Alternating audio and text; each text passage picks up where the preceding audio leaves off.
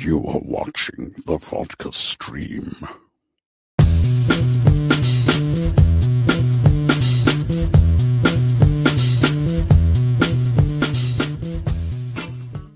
Hey, what's happening, everybody? Welcome to the Vodka stream. It's Friday. We made it through another week. And yeah, been a crazy week. Definitely been a crazy week when it comes to this week. But hey, the weekend's here. The week ended pretty well for me. So, not gonna lie. So, man, cheers, guys. I've already been drinking too much of this. And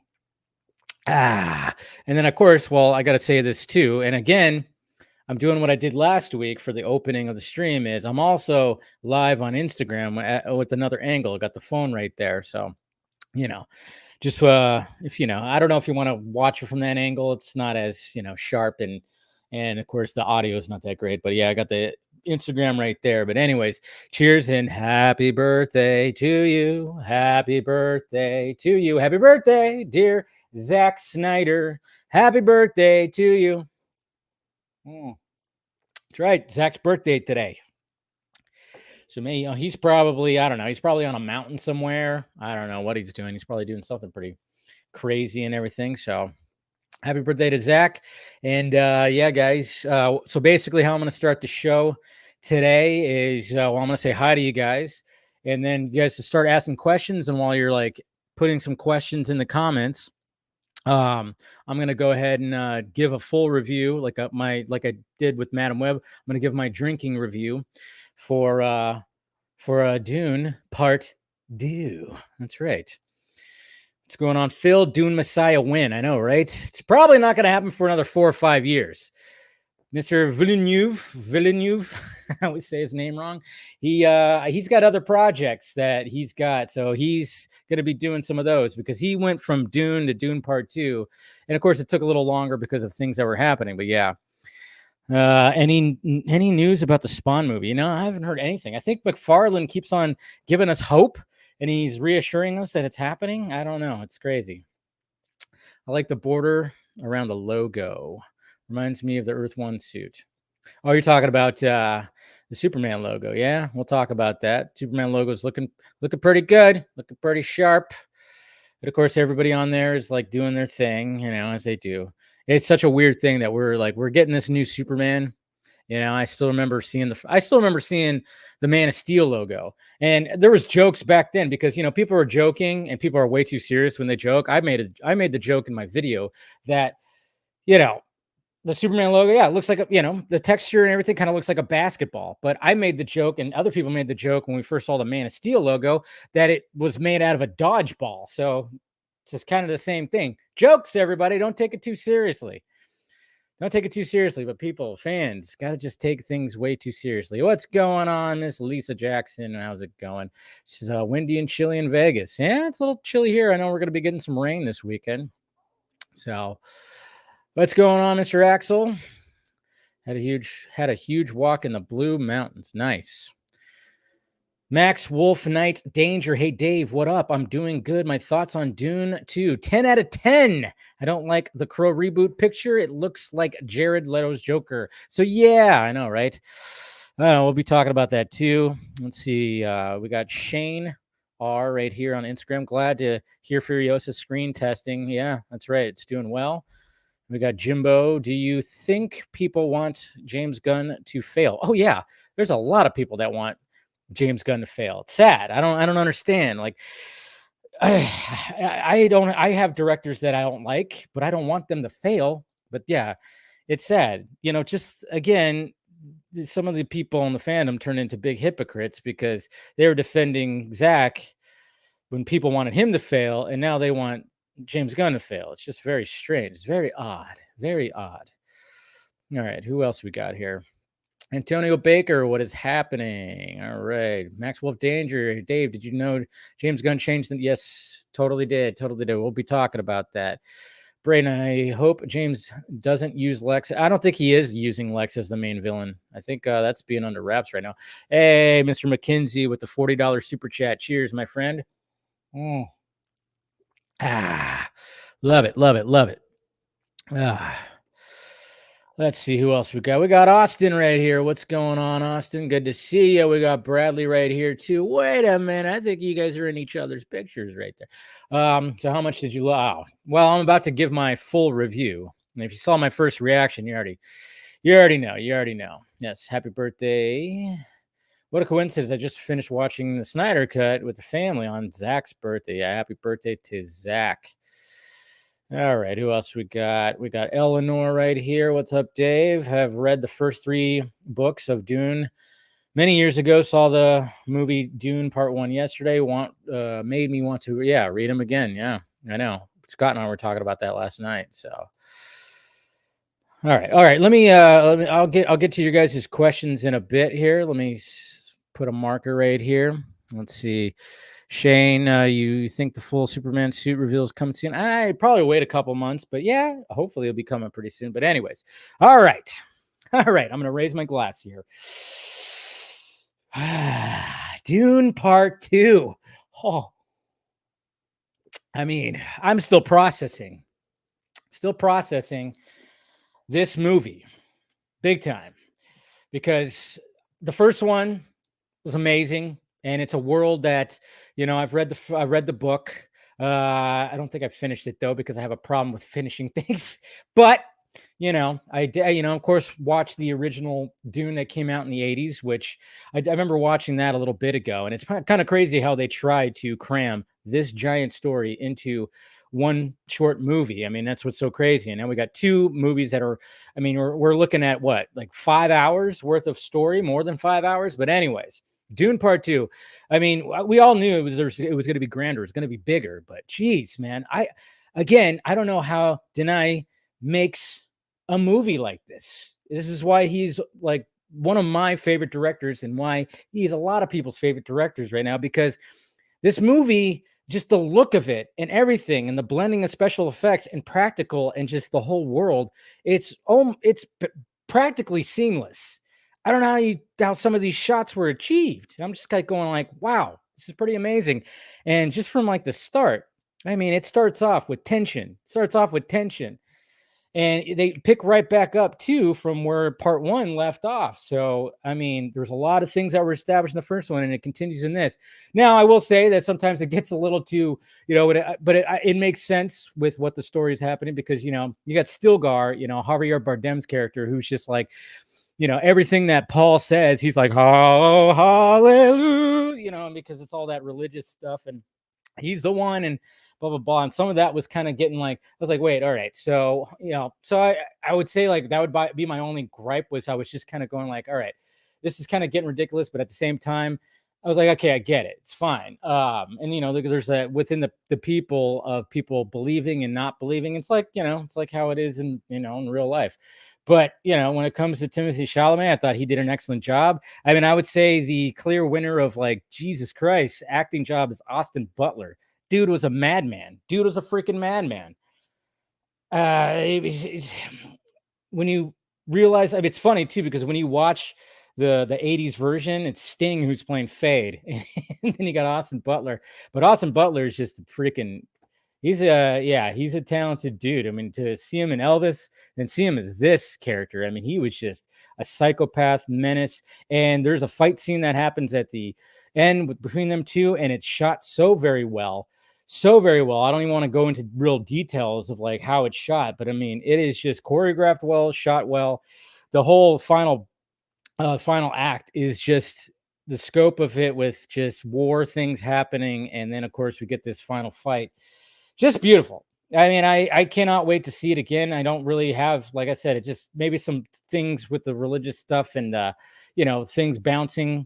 I will say, because we have Christopher Walken, he's in this movie. And I was wondering if he was going to fit in the world. And it kind of just is Christopher Walken being this guy, this leader. And it's just kind of weird, I will say.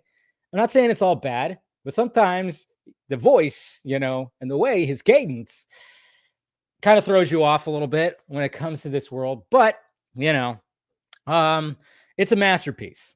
It's a masterpiece, a pure fucking masterpiece. I could see this movie I could see Dune being my favorite movie of the year. So cheers to Dune Part Two. Cannot wait to see it again and go see it on the biggest screen you can. Anyways, how we doing over here in the Instagram world? Are we good? Would you like to see Zack Snyder direct Doom from video game? Actually, he could definitely do that. We could definitely do that. Hey, looks like Jordan's here too on the Instagram. All right, so there you go. See, you even got a Christopher Walken impression as we start out the Vodka stream right here. So go ahead and we'll do some questions right here for like the next like 15, 20 minutes. Isn't the gun suit logo just the May Superman Adventures suit logo? The May Superman? No, it is the Kingdom Come logo. Where have you been, Fourth? Where have you been? Yes, Dune 2 is a masterpiece. It's the Kingdom Come logo mixed in with the Fleischer border because it's got the gold border, and then it's got the colors of the traditional logo. It's a blending of three. So, oh, you're in Vegas too. That's cool. You're keen for the Crow. Yeah, well, I'm not. Who's the Crow? Machine Gun Kelly? I know, right? It almost seems like it's Machine Gun Kelly. My God. Just the way hey, it's a choice. I'll still give it a chance, but I'm not really liking the look of it. Let's see, Braden. If you could cast anyone as Batman, who would it be? I mean, I like Lee Pace right now. He's kind of been on top of my list, but I hope they get somebody who's not really known. And Lee Pace is not fully known, but you know he's been around. Let's see, Shane. You like the drop, the legacy? Yeah, I mean it's interesting. So. I actually like the Superman Legacy title. I'm kind of disappointed that it's just called Superman. I'm like, okay, now when it comes to talking about this movie, it's like we can't just say Superman Legacy. Now it's like people are going to say Superman 2025. You know, I don't know. Maybe I'm just looking at it as you know, when I title videos and streams. Now it's like, okay, just Superman. And, you know, that's just like so generic. Now it's like, well, Superman Legacy, you know, added some more SEO to the whole search thing. And maybe that's why they did something like that. It's like, yeah, just keep it Superman. And then, you know, I don't know. But I just thought just Legacy, I really did like the logo. So, you know, I thought the logo was, yeah. Yeah, I saw that you tweeted that out. And I don't know why you had to say it was better than Rebel Moon, Axel. Again, log off. You said Spaceballs, you're comparing Spaceballs to Rebel Moon. Good job. It's like, come on, man. The new Ghostbusters looks so cool. Yeah, hasn't looked so cool. Yeah. Pun intended. Oh, shit. My phone is falling over right here. There you go. Oh, jeez. Hold on. There you go. Better.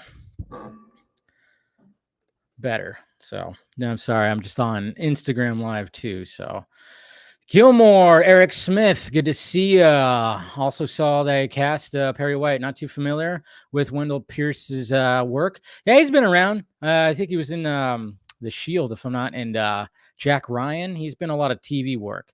I know he's got a famous GIF that a lot of people use where he's shaking his head and stuff. So, yeah, I think it's a good choice, to be honest. Skate and geek out. Hey, Dave, looking forward to Dune and Ghostbusters this month. So am I. Did I say Doom? Dune. I know. What else is coming out? Godzilla and Kong is coming out too, right? So that's pretty cool. Nate's memes. Don't feel bad, Dave. I'm still processing the poem Josh Brolin wrote. Oh, yeah. I remember that hearing about something like that, but I didn't read it. I don't think I wrote it. Kellex, how did you like the Horizon and American Saga trailer? I thought it looked great. Hey, Kevin, if anybody can bring the Western back, it's Kevin freaking Costner, man. Kevin Costner can bring the Western back, and it looks good. Let's see. Shane on Instagram says, who else thought was a standout besides Timothy and Austin? I mean, everybody did a great job. Let's face it. Everybody did a great job. I just thought Austin was like the standout. I mean, I'm trying to think of like who like I mean, well, and the way that Rebecca Ferguson's character. Why is this thing keeps moving? Rebecca Ferguson's character. I need to find a better spot for this. Propping, literally got my Henry Cavill Superman McFarlane that is propping up my camera, my phone right now. Come on, there we go. I mean, Rebecca Ferguson, the way, Lady Jessica, the way her character has to evolve, she did a fantastic job too. And Zendaya was very impressive too they all just, everybody was on top of their game. I just thought Butler was like the standout. And Lisa Jackson, will Austin get an Oscar next year? He might. Supporting? I don't know. It's going to be interesting to see the award season when it comes to Dune Part Two. There's going to be a lot of awards up there, but yeah, I mean, there's a possibility that he might get nominated.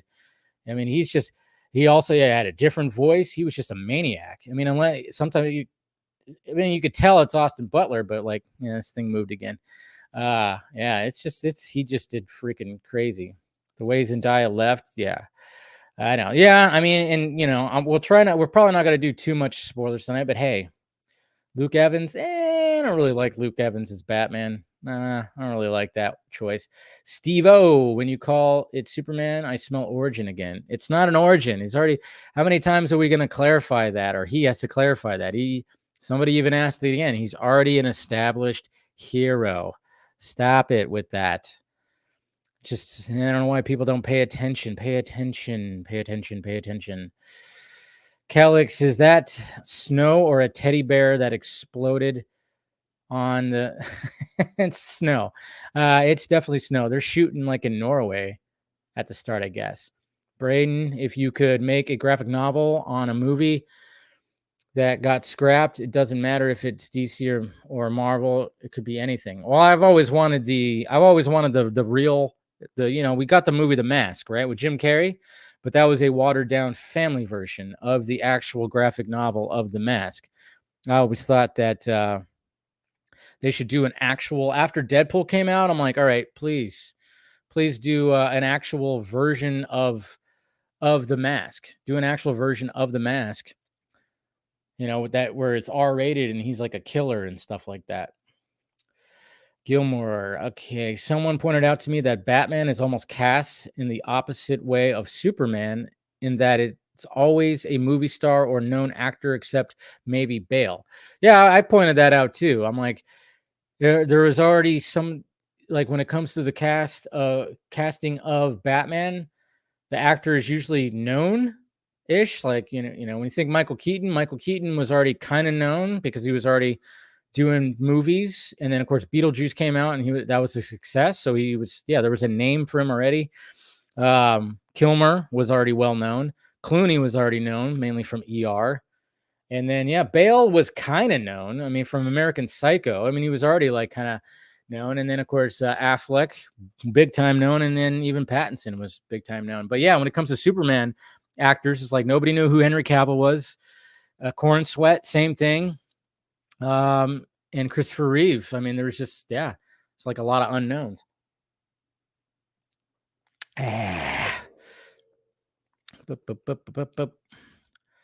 Yep, Dune Part Two has the goods. Just I don't know how do you make that movie?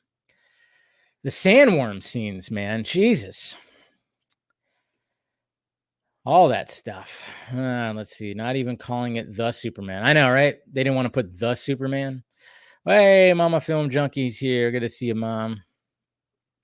Good to see ya. Am I the only woman here? Well, now you're not, because my mom's here. But let's face it, my fan base is it's a sausage fest. Let's just I see the demographics. It's like 94 point something percent dudes. That's the thing. So it's just it's what happens. But hey, my mom's here at least. Versus Seed, saw the Twitter post about the toast. Yeah. What the hell was up with that? Yeah, that's gross. Yeah, there was a thing on Twitter, or it was like a video roaming around that was basically is very gross, very disturbing. There's like some kind of some kind of fundraiser that's happening at some school. I forgot exactly where, but they were like students. These are underage kids that were sucking toes of adults at this fundraiser. Then they had another thing too, where there is some weird shit going on over in this school. There's a lot of weird shit that goes on in some of these schools too, where you hear about interesting things. But yeah, it was just like, huh? I don't know. It's all just pretty crazy. All just pretty crazy. All right, let's see here. Sending out some links. Sending out the links.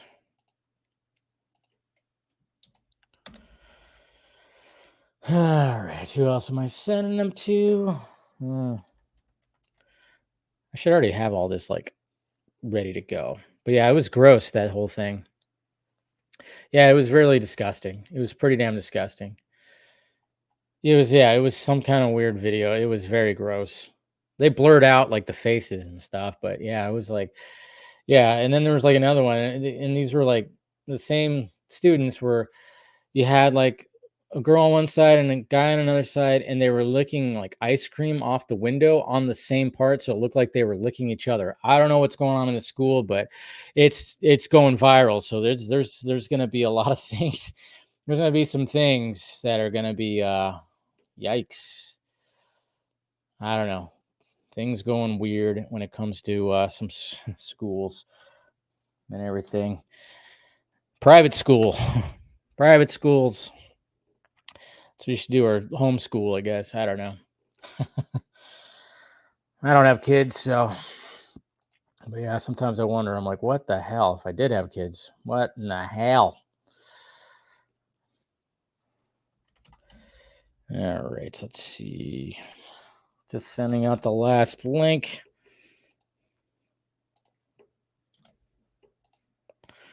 All right, there we go. All right, I'm almost done with my vodka. Anybody on the Instagram? It's a little quieter on the Instagram this week. It's fine. Like I said, it's just like another fun little angle, you know. And then we got, hey Dave, what's going on? Max Wolf Danger, Butler, awesome Butler character in Dune 2. Holy shit, it looks scary. And my favorite part in Dune 2 movie is the fight scene between Timothy and Austin. Yeah, no, it was such a good scene. And just the way that it was shot.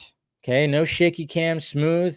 And you know, I'm not gonna like go into super detail, but man, it was just like, yes, this is why Denai is becoming like one of the best, if not, I mean, I don't know how he made this movie, and I can't wait for his next one, some sci-fi movie. It's based on a book. Apparently, he said he has like 4 other projects or something like that. He's got like 4 other projects that I think he said that he, and one he can't talk about, which is interesting. And so I'm wondering what the other projects are. So that's why I'm going like, yeah, as much as I mean, I want Dune Messiah, but we're not going to get that for another 4 or 5 years, probably. That's going to be weird. We're probably not going to get it till 2029, maybe 2030. What the hell? Oof. Hard to think about that. God, especially the way things are. It's like, where the hell are we going to be then? Taken over by robots. We're going to have robotic appendages. We got Shane right here. Anybody at your screening? No, I didn't see any of those popcorn buckets. I didn't see any of that. I think those were mainly. I didn't see any of those.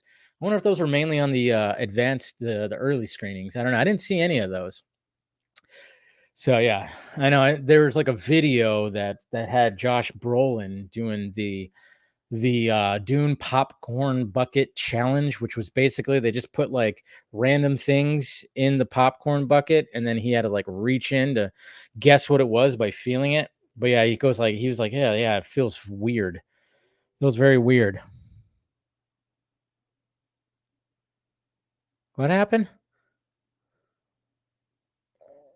Okay.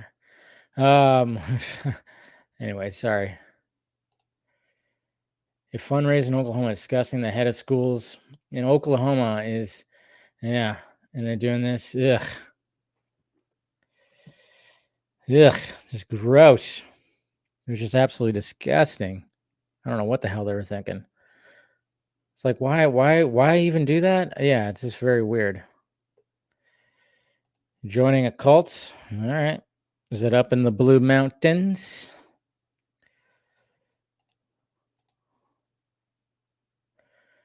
I think WB should give Milo Ventimiglia. I can never say his name right. Yeah, I know that. Well, I mean, he's 46. He doesn't look it though. He looks young. And to be honest, I wouldn't hate it when that video was going around. I even talked about it on Film Junkie Live, and I was like, I could see it. I could totally see it, but it probably won't happen because he made the joke that he's probably, the way Hollywood is, and he tried to get Batman before. He tried to get I think I think he was going for this Batman that came out, or was it before? I think it was this Bat. Yeah, it was for Pattinson got it.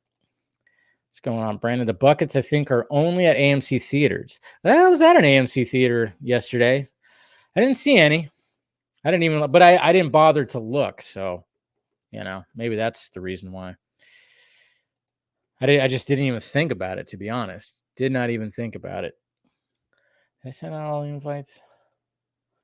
Let me double check and make sure. Okay, yeah, we're good. When I heard Cape Crusader would be more darker than Batman animated series, I like, oh, this show is going to be fantastic. I know it's supposed to be more Batman the animated series than Batman the animated series, which is good to say. Good to hear. Good to hear. Still kind of quiet over here on the Instagram. Yeah, I see Vanessa's here. Hi, Vanessa. And Will Morris. And Kieran right there. Cheers, guys. Mm.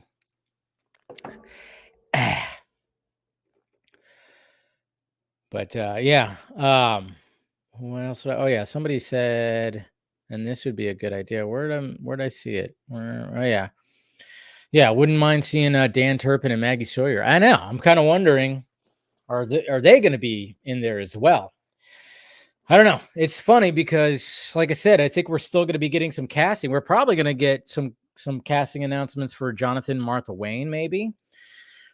I don't know. It's like I said. I mean, they did the table read, and then all of a sudden, it's like, okay, we got what's his name, Terrence Rosemore as Otis that showed up, and we didn't know he was going to be in there. And then today we get what's his name, Wendell Pierce as Perry White. So I was like, okay, so we got him now. So I'm just wondering, like, are they just gonna slowly start releasing more of the cast, and maybe they'll have a Turpin and a Sawyer.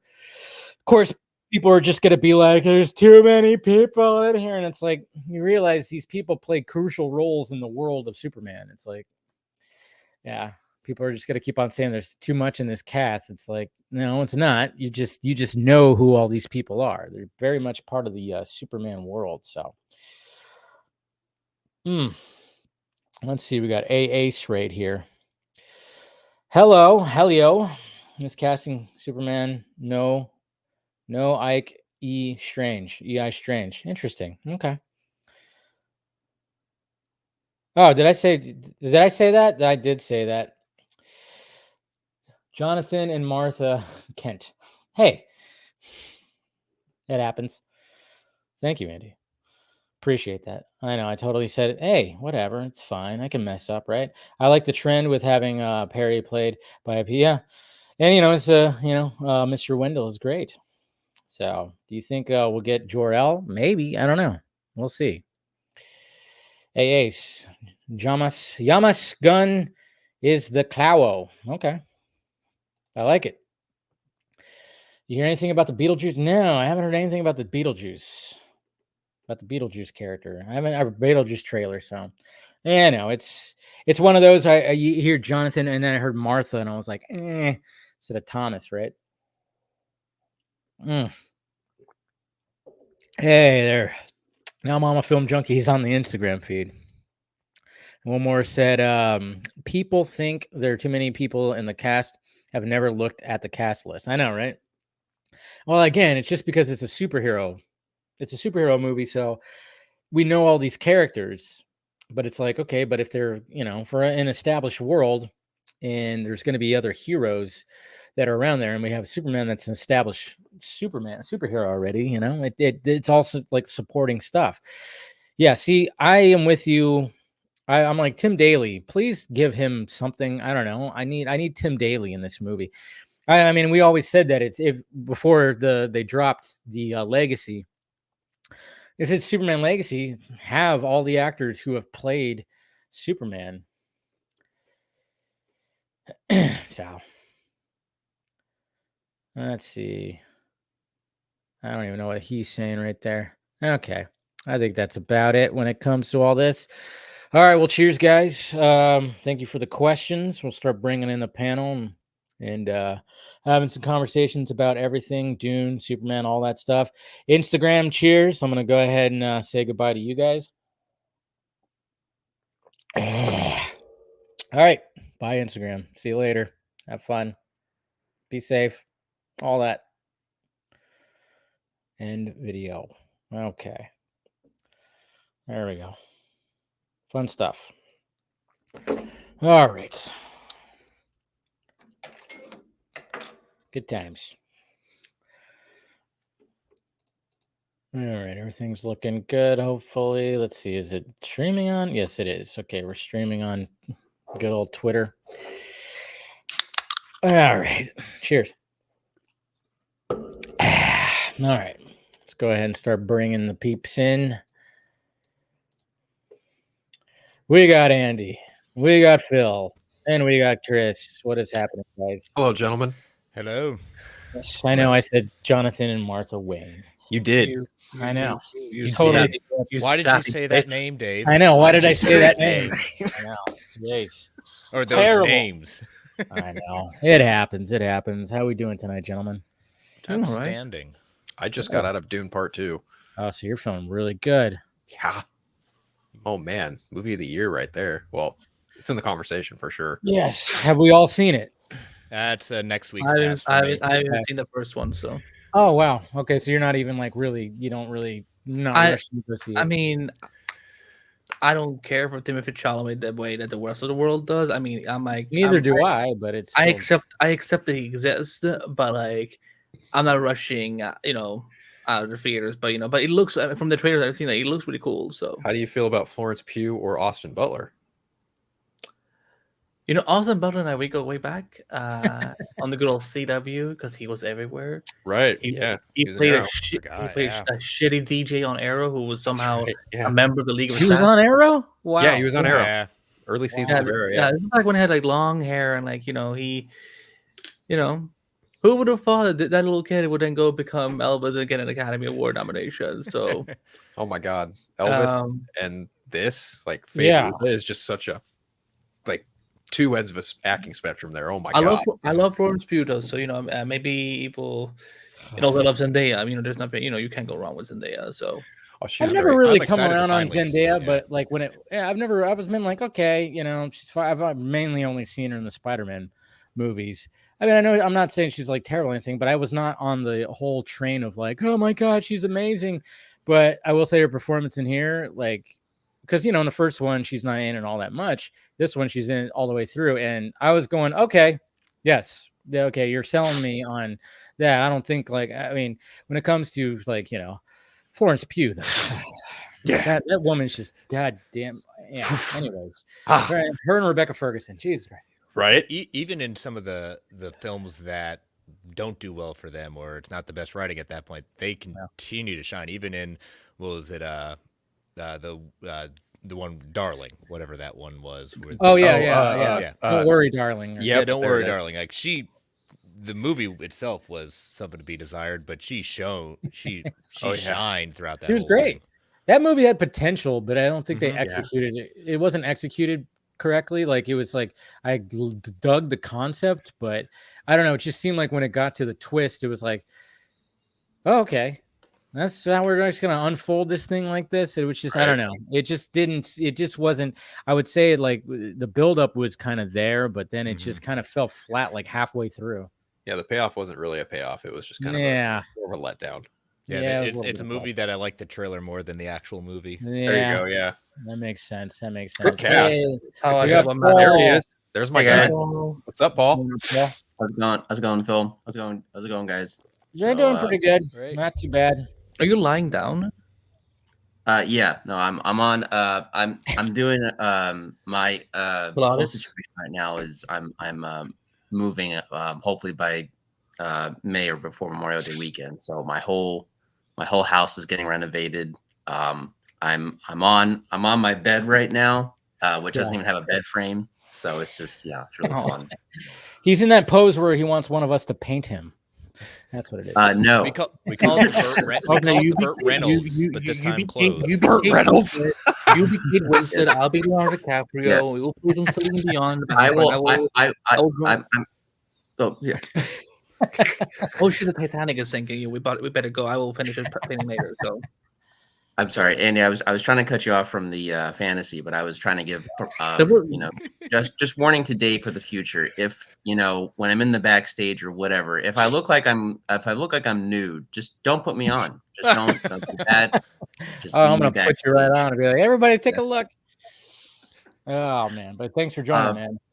Yeah, of course. I'm assuming that we're talking about Dune Part Two. Yeah, we're not going like full spoilery stuff because not everybody's seen it, But I think Chris and Andy really hasn't seen the first one, so but yeah, Chris hasn't seen it, and I love the first one. It's just life is stopping me Yeah. from seeing it when it needs to. Yeah. Sure. Yeah. No, it's understandable. It's only the first time. But what did you think of it, Paul?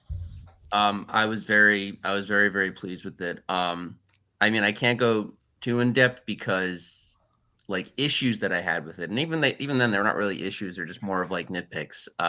Deal with like the book and like differences and stuff like that. But it's more towards, I would say, it's more towards the end of the movie and stuff like that. But I do believe that Denis Villeneuve and the choices that he made with this movie and things that he changed. One, he is definitely trying to build toward Dune Messiah, which is, I mean, it's pretty much confirmed that he's going to be making that movie at this point. I think they've even had statements saying that the He's third almost movie done is writing it.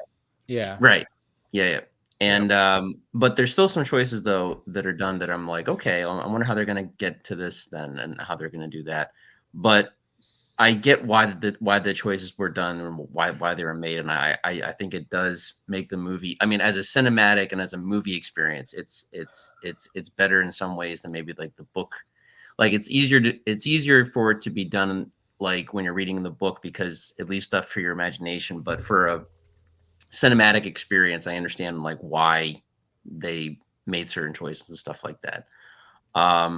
But yeah, my only gripe with the whole Dune experience with these movies is that I wish that as far as like a filmmaker, that Denis Villeneuve was a little bit more like Peter Jackson in the sense of like, where Lord of the Rings has the extended editions. I feel that there are certain scenes and certain things that Denny has left on the cutting room floor, but he has since stated many times that he's not about the deleted scenes. He's not about any of that with this process. Basically the movies that we're getting, that's what we're getting for Dune. So I'm like, okay, that's fine. But I would like to see a lot more because I know that there is stuff that has been left that I'd like to see at least how it came out or whatever the case is, basically.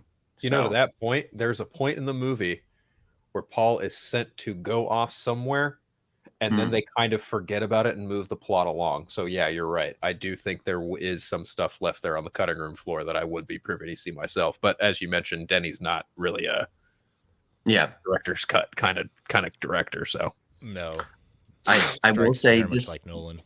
Yeah, this is somewhat spoilers, but not really. But the character of the Atreides family, Mentat, meaning the person who basically is the the security guard and the guy that does all of the calculations in his head that you see it in the first movie.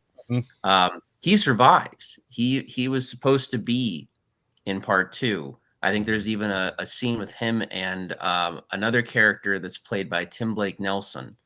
And there was a scene with them that was cut from the film because I looked it up because I was like, where is that character? Because he's not vitally important to the story, but he was another remnant of the Atreides household that Right. means something to Paul, because somewhat different than Gurney or Duncan Idaho, he still was someone that knew Paul personally and basically helped raise Paul as Paul grew up, because that's the difference too between the Harkonnens and the Atreides family, is that Paul sees all of the family protectors as like extensions of his father and extensions of, family, essentially. Right. So, and I'm coming off someone who's read the book, and I have started to watch the David Lynch version, and or I should say the extended cut of it, and I'm only an hour in, and it is vastly wild. different. Yet, It's different. yeah, It's wild Yeah. stuff. Yeah. It's a far cry from what Denny accomplished. I mean, my frame of reference for Dune is that movie. I remember seeing it as a young kid, and kind of having that juxtaposition with Star Wars and a couple other science fiction related projects at the time too, and then getting to see this. The first part was what propelled me to go get the book. Then I read half the book to where I got to part one, and I pushed it off and pushed it off and pushed it off, and now here I am after part two. Like, damn, I really need to finish the books and get into Messiah.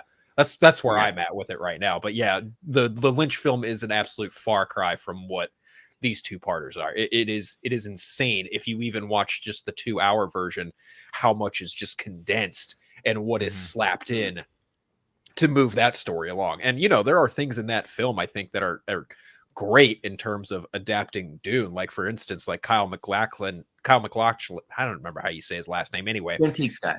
Here you go, Twin Peaks guy. He does a really great job as Paul. In that, if you go back, given the time frame, 1984, like he does a really solid job as Paul Atreides, right?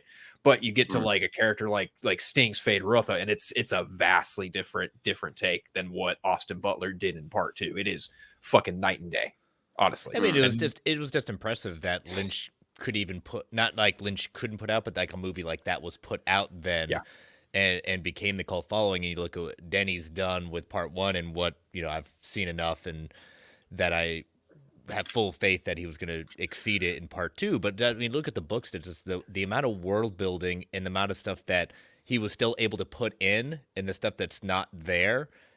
Yeah. I mean, for us purists that love the book, I mean, I answered in the chat. It's like, it's been about 5 years since I've read the series, but it still impresses me how much he did leave in there that I thought was in a mainstream general audience point of view he would have left out.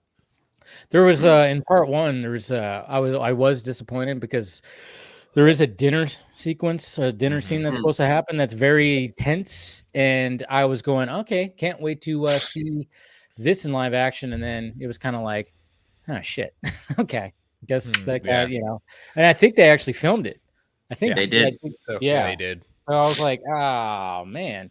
So, and I was just remember reading that and just being like, oh man, I can't wait to see how this plays out in live action. But again, you take the fact that we have, again, even talking about the Lynch version is like the fact that they try to condense all that into like a 2-hour movie.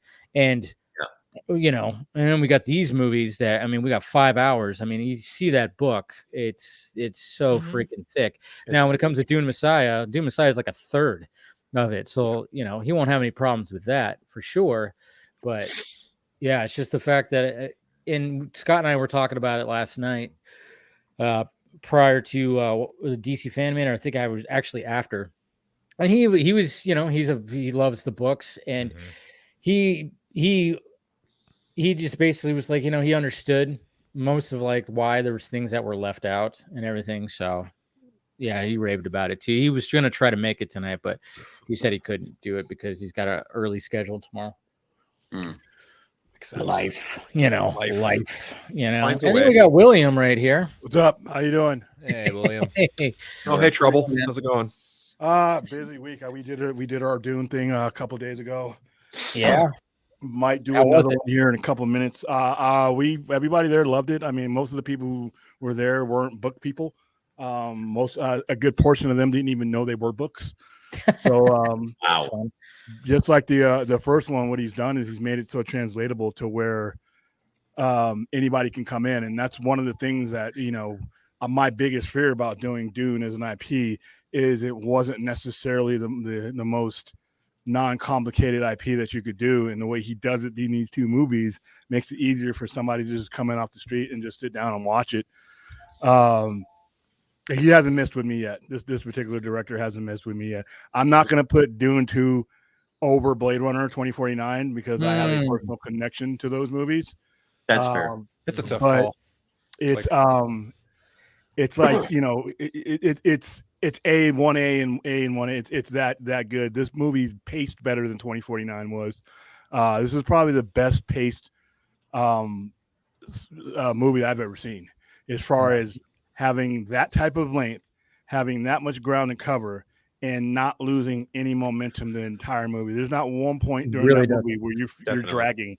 Yeah, you know, and that's a long movie. That's one of the bigger problems with 2 hours and 45-minute movies, other than screen availability, is you can lose people sometimes, no matter how good the movie is. But they didn't lose it here. And Oppenheimer's lucky that this got pushed, because the only award that I think that Dune might lose out to if they were matched up would have been Robert Downey Jr. for Best Supporting Actor. Yeah. But I think Austin Butler would be. Yeah. It would be if there was ever a case for a tie, you know, there would have been that. But as far as actor, every other level, I can't see Oppenheimer. And Oppenheimer's a damn good movie, but up against this, I see it getting beaten pretty much all the technical categories. It would have gotten beaten in all the costume categories, screenwriting. That's a lock. Adapted screenplay. That's a lock. So it's in the best interest of Oppenheimer that he got pushed. I still think come next 2024, it's going to. Unless like Gladiator 2 comes out and does something special, I don't see any movies that are on the list that I looked at your list that are going to be of this level. Without seeing them, that could change. But this is going to probably be his best box office performance, because his box office performance haven't been great. You know, his movies have been great, but they've always been complex IPs that people were like, you know. This was I mean, there's a thing that came out, like I saw on a Hollywood Reporter, that he says he still wakes up disappointed about Blade Runner 2049, and he goes like, "Yeah, I shouldn't have taken on someone else's franchise." Like, he beats him, but I'm like, that movie was a fucking chef's kiss. Yeah, but the problem is it wasn't his fault. We marketed that movie, and that was probably in the 13 years we've been doing stuff with Warner Brothers, probably the worst marketed movie that they ever did. Yeah, they assumed after 35 years you were going to jump back into Blade Runner and know exactly what it was. The trailers didn't do anything for you. They just said, "Oh, there's Harrison Ford. You love him, right? You're going to come to this movie." Ryan Gosling. He's pretty. Go ahead. Yeah, we got Ana de Armas. She's naked. No premise, nothing like that. The build up to it was bad. That wasn't his fault, though. I mean, that was just Warner Brothers being Warner Brothers. It really only caught the attention. Especially of everyone. You look at the first one. You look at Dune and with this particular cast and what they did. They were incredibly smart on who they cast for the most part with the roles, in the sense of, you know, audience recognition of who these people are. So you get the general audience just hooked in if they weren't necessarily Dune fans to begin with. And then you think about just what part one, even during pandemic, had built towards that idea. And I think you're right, William. It's world building on the scale that, you know, you have a Lord of the Rings 2 at that point. But I think where Dune can possibly exceed it is this is another case of, I think, a part 2 that is going to overtake the original, not necessarily financially, but in popularity. Yeah, and thank you. If they win the Oscar, or whoever's cashing the checks, their first press conference needs to be to thank Jason Kilar. Because I mean, Here's the thing. You're not wrong. If there are a lot of people who are not going to dig deep in their pockets for such a complex IP that would have never seen this movie had it not been for it being released on HBO Max. They took that data, because remember, it made decent money, but a lot of the data that they took to greenlight this, because they didn't greenlight it until they were sure that it was going to do well on both platforms. A lot of those people were not going to take their family of 4 to go see this movie that they couldn't even comprehend. But when you just have to pick up your remote and aim it at the TV, and you could sit there and watch it at your own pace, you built fans that would have never given that IP a chance. Now those guys are with you now, and it's showing. Exactly. And the great part about it too is the fact that it's like it takes place. It starts off like right where the other one like basically ends, and this one they've already established everything that's happened in the first, so they can get right into the shit. And it starts off where it just you have this intense fucking scene, and and then of course there's things in the middle, but I mean it like you said, it moves fast, and there's a lot of shit that's going on and a lot of shit that's happening.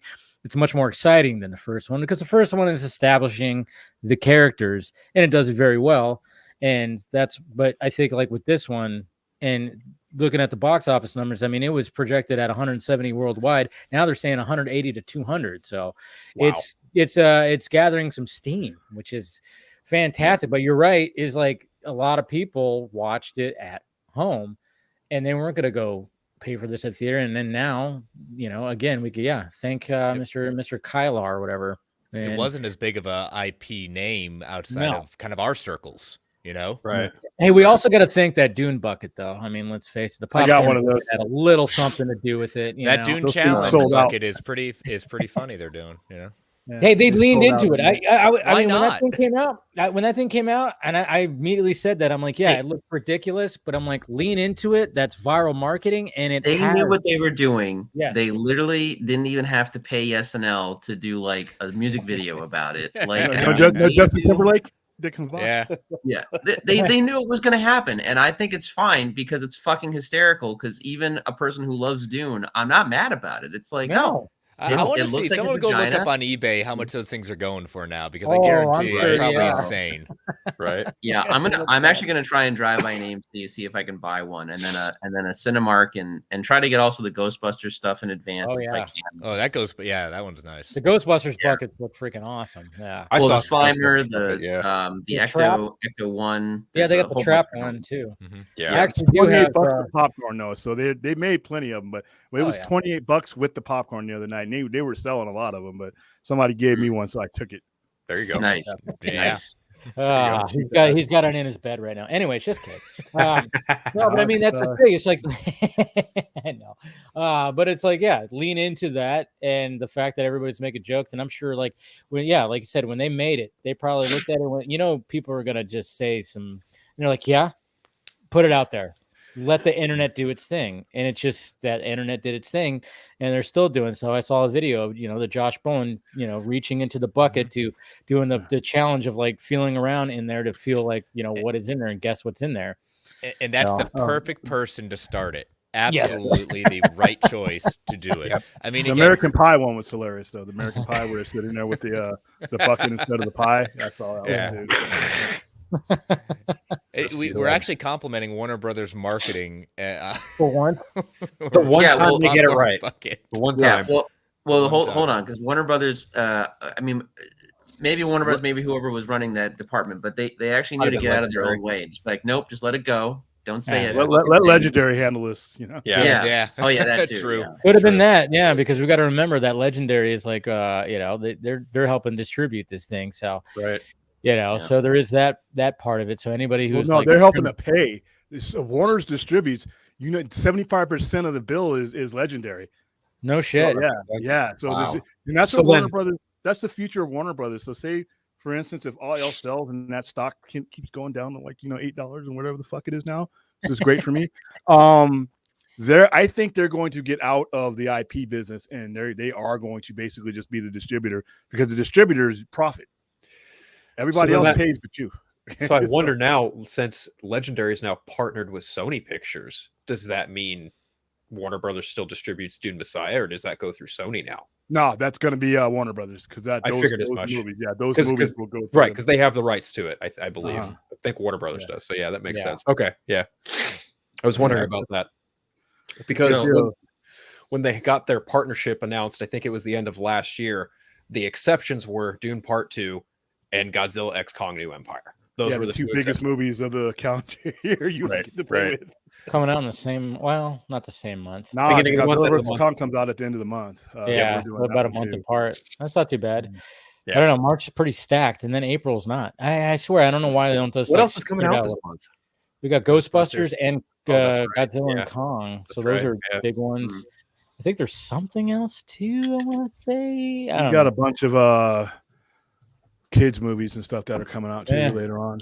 Yeah. William, one question. So if that does that mean that if and when Denny decides to make Dune Messiah, does that mean Legendary can still be involved, or No, Legendary will be involved. Okay. That good. partnership extends for those sets of movies and that IP.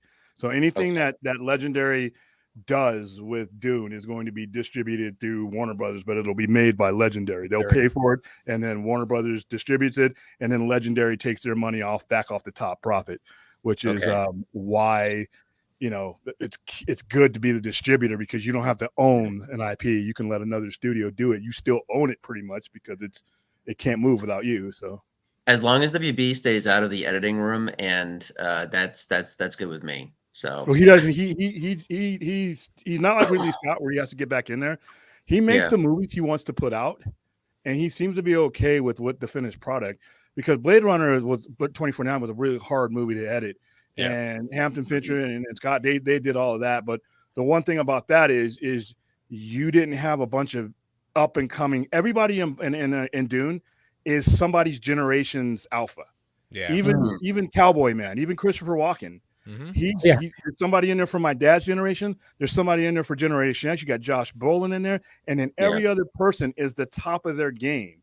Yeah. So that's how they're going to pull in a lot more money than the abstract IP like this would do too, because you got Austin Butler. Everybody in there. You have 2 Academy Award winners in there, and Walken and Javier Bardem. You have everybody else who's been nominated. Chalamet's been nominated multiple times. Brolin's been nominated. Just got nominated, and everybody else is on their way too, and to be nominated.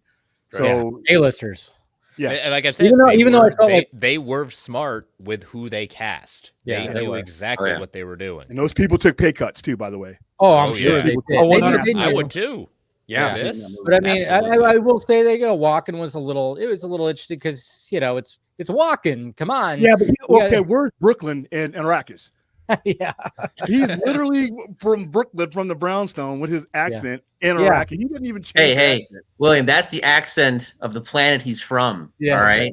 Right. I don't want any xenophobia on the channel. We call it Walkenese. Yeah, it's Walkenese right there. I wonder the first couple of scenes that you see him in, they're kind of like he doesn't have much dialogue and they're like subtle scenes. But then when he gets to the point where he's sitting in his throne, it's like you get to the point where it's like, all of a sudden it's like the Walkenese does come out, and it goes. You kind of go, I don't know if it really fits in this world, but hey, I was okay with it though. The fact I was okay with it too. It didn't ruin it for me, but it stuck out a little bit. Brooklyn 10,000 years from now is still going to sound like that again. Walken was cast for three reasons. He was cast because he's a very well-known actor across multiple generations that everyone knows and knows who this man is.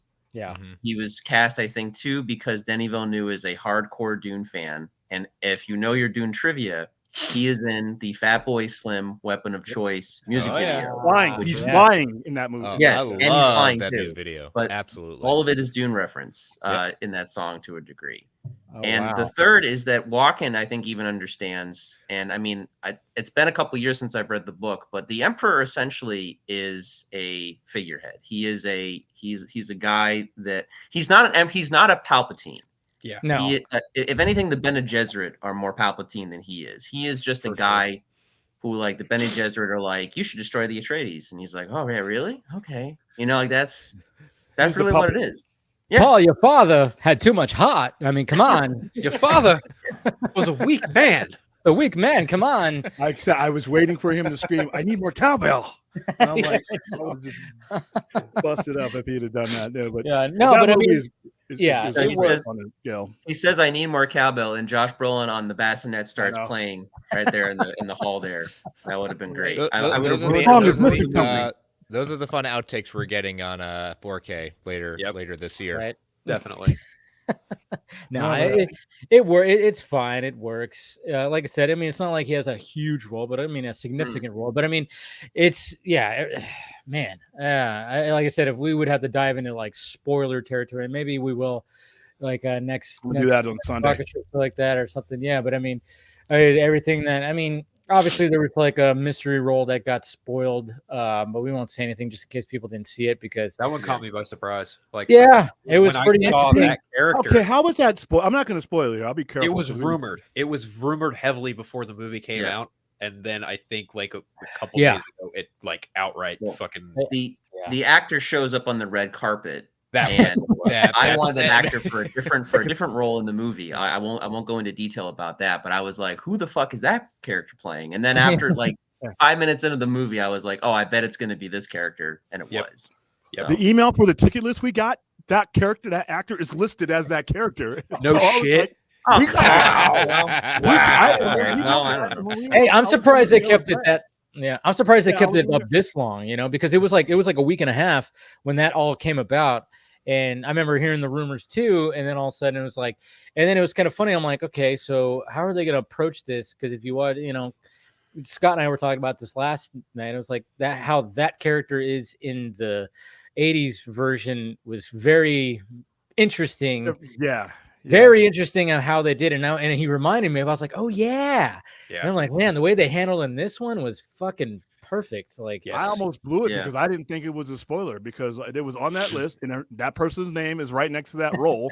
Yeah. And then people were like, "Hey," so and then when we went to see it, so we saw it on Monday, and people were asking us in the chat, "So what about the surprise role?" And I'm like, I have Brad on there. I'm like, "What are you guys talking about?" And I almost, I guess, blew it because he's getting me in the chat. He's like, "Oh, that one, we knew about that like literally weeks ago, and I didn't know it was a spoiler, and I almost fucked it up for people. So sorry." eh, Wow. it's all Apologize good. in advance.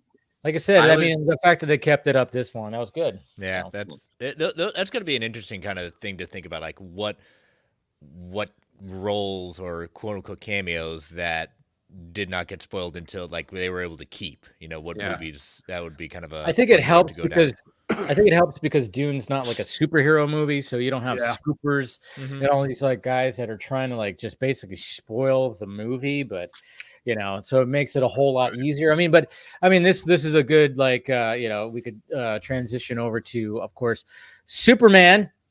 Drop the legacy. Thank Drop you. the legacy. Superman, it's cleaner. Oh, it's cleaner. There you go. I saw a lot of people using that meme from Facebook. You know, just call it Facebook. It's cleaner. And I was like, yeah, that's pretty funny. That was a pretty funny meme. But yes, because you know, now we're still getting cast reveals, and Mhm.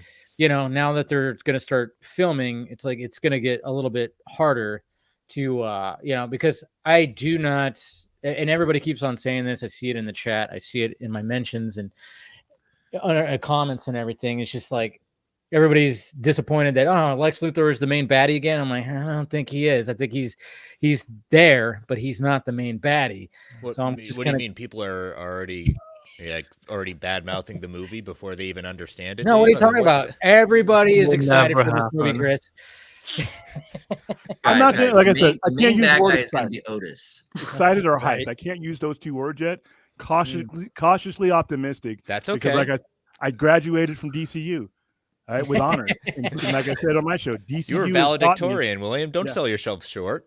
DCU, the courses taught me that understand what company you're dealing with and who you're dealing with, the IP you're dealing with, and just hope that enough has changed in the last time that I got excited about the Red S.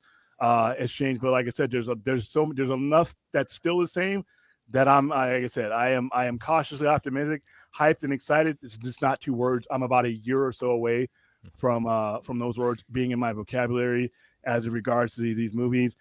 I got to see who's running Warner Brothers when this is coming out, because if it's somebody who's trying to draw a profit on this movie, we're gonna have a problem, because I think this movie is going to struggle to make money, but I don't think that should be an issue. I don't think they should be worried about that. And I hate to say that as a business person. Put the movie out that you want to put out. Spend what you need to spend. Don't be clipping coupons. Make that movie and get behind that movie, and then let the rest happen. I mean, you know, Well, I 500 mean, million, somebody should get promoted. yeah, no, I remember you said that. But you know, I mean, like the way social media is nowadays, it's like they just gotta just really utilize it. Again, going back to the Dune, you know, popcorn bucket. I mean, I think that helped And not to mention they moved units of those to help with like Right. merchandise. So I mean, there's just I mean, you have to utilize the social media space, and I think James Gunn's done a fairly good job. I think he does a little too much when he responds to people, but I think he's most like he's done mainly a good job. But how we feeling about that ass? Huh? How's that ass looking? I like the outline. I like the Yeah, outline. It's really nice. I associate that, and the only problem I have with this is I associate that logo with the only thing I should ever see it on, in my opinion, and that's Kingdom Come. Kingdom Come wasn't just a Superman logo; it was a symbol of the era that the story was being told in. The reason why that S is it's part of the story. The reason why the coloration in that S, there's no yellow in that S. So when I see that S, it's Kingdom Come. I would have gone with a more universally known one, but this doesn't. I like this for what it is. I mean, it's not a even if you give the trunks and all that, it's not going to bother me. I just like when I see that, I think of Kingdom Come, and I only want to think of Kingdom Come. Yeah, True. I'm agreeing with William and stuff. I mean, I like the S. I mean, it's good and stuff. I have questions though. I sent a meme to Phil when we were talking about it. I said, you know what the S stands for? And he was like, what? It stands for JanSport because it looks like it's made of backpack material. I said basketball, but Yeah, that. Yeah. But at the same time, we made the jokes back when Man of Steel came out. When they revealed and you saw the texture of that, a lot of people that back in 2013 or whatever, and I even made the joke. I'm like, yeah, it looks like it's made out of a dodgeball. Yeah. So yeah, I mean, and we didn't understand like the Kryptonian writing at that time or what they were trying to do and everything.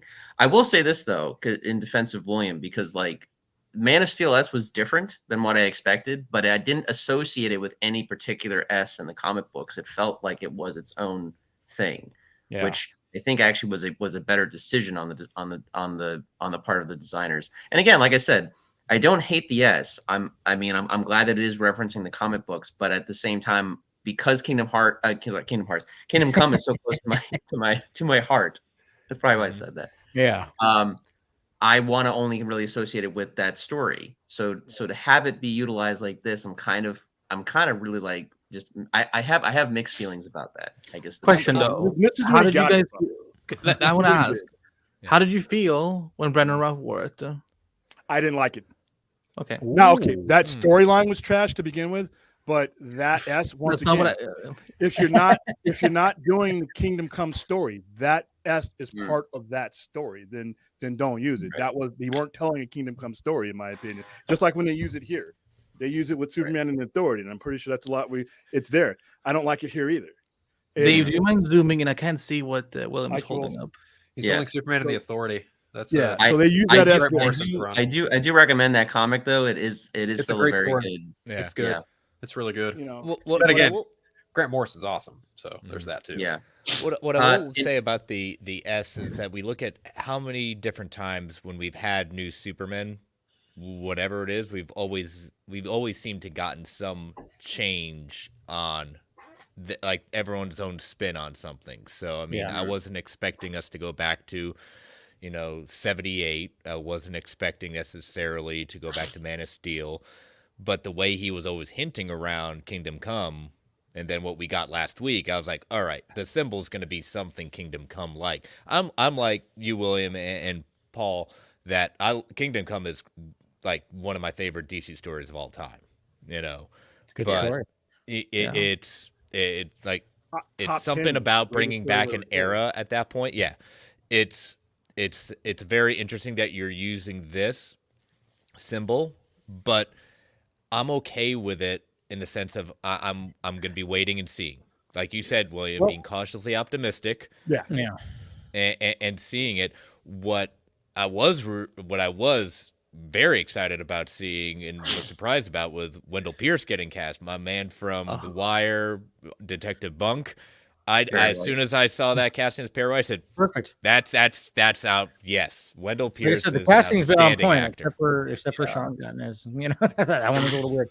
No, but nice. I know. I don't really care. I don't think he's gonna. I think you do care. That's why I think you made that. I know. But no, I think he'll just be in. But going to the logo, what's great. what's and somebody even had my thought that just said it in the chat. It's like, well, I mean, in BVS we got the Dark Knight Returns costume without a Dark Knight Returns, Batman. Yeah. Batman. So I mean, it's what I like about this is like we know Gunn loves that symbol, and it's a unique symbol. I mean, just with talking about it in the past couple of weeks, like I always liked it, but then I don't know, for some reason it just started because I was looking at it so much, and I'm just like, you know what, it is like a really, and even people, of course, not arguing with people, but having discussions with people, or trying not to argue, even though people are just like, it's hard to do that online because they just like, I don't see an S. I'm like, you don't see an S in this? I'm like, you might want to go to the optometrist or something. You don't see like an S. I mean, that's the beauty of the symbol, is it blends with the emblem, and like it just, and to make that S, and it's just like, so I sort of kind of falling in love with it more. But what's also cool about it too is like there's a blend of a Fleischer in there too with the gold outline of it. Yeah, right? That was very refreshing.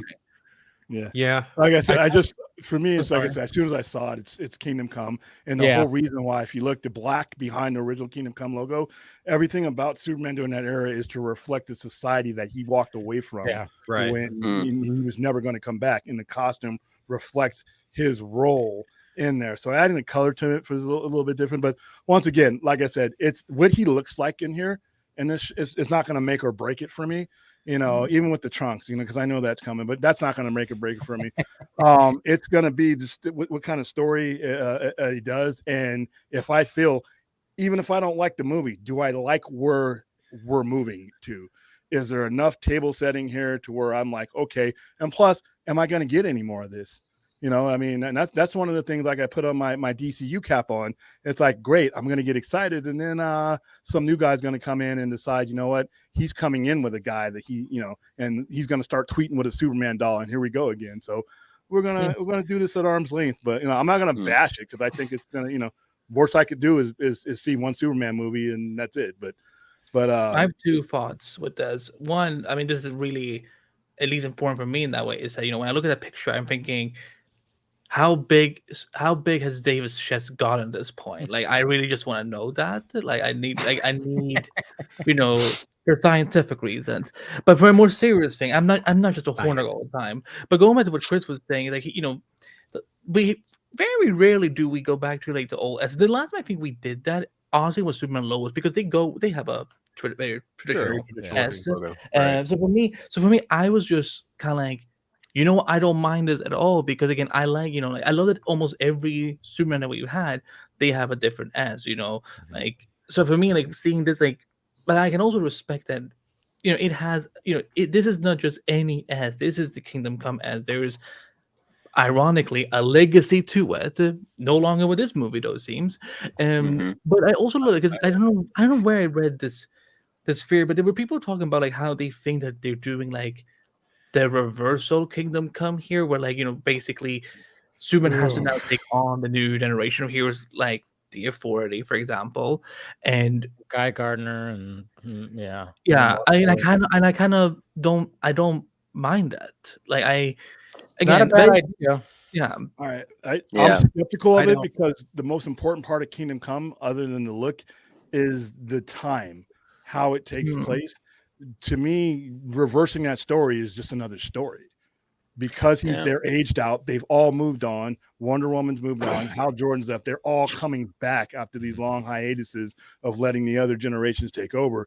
Reversing it takes away, for me, this is just me, the most important element of Kingdom Come is that separation of time, and that complete separation of generation. You're not just talking about the Authority coming up around them. You're talking about these superheroes have moved on in their lives. The world's gone to shit, and they've come back.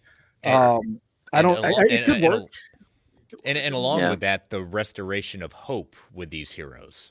Of the old generation, the seeing that this world is still worth fighting for. We can still do good, despite all the death and the losses that they suffered. Yeah. When I look at this, I'm almost, because I was when I was seeing people talking about this, because again, there's people who like this, people are kind of like with William and you, Chris, about Kingdom Come is Kingdom Come. You just don't you just don't mess with that. But in a way that I almost wonder if the reason that because James kind of said over and over again, this universe, there's already established superheroes. There's already all the heroes are already active and so on. And I wonder if the reason why someone like Superman has to step up to the plate a little bit more is because like. This is gonna sound so stupid, but like essentially, the type of generation of heroes they have to fight with now is like basically the Gen Zs of superheroes, where like they are more cynical. No, not just like That's they're like scary. they're doing. Can you imagine superheroes like on TikTok? I get the analogy. Yeah, but like basically they are the cynicism that sadly the world we live in today, and someone like Superman has to step up to the plate of showing why hope is needed more than ever. So, I think it looks great. Again, it's like I'm just excited for something new. I was funny that they put it in the snow though, or like I was sure like did he just put the suit in the snow? Or did they put David in the snow and just like froze? Like I was like, it is pretty interesting. Yeah, because we know that they're starting off, which is great. I mean, it was it was funny too because a lot of people were wondering if we were going to get the full suit reveal because it was too good to be true. That's Superman's birthday.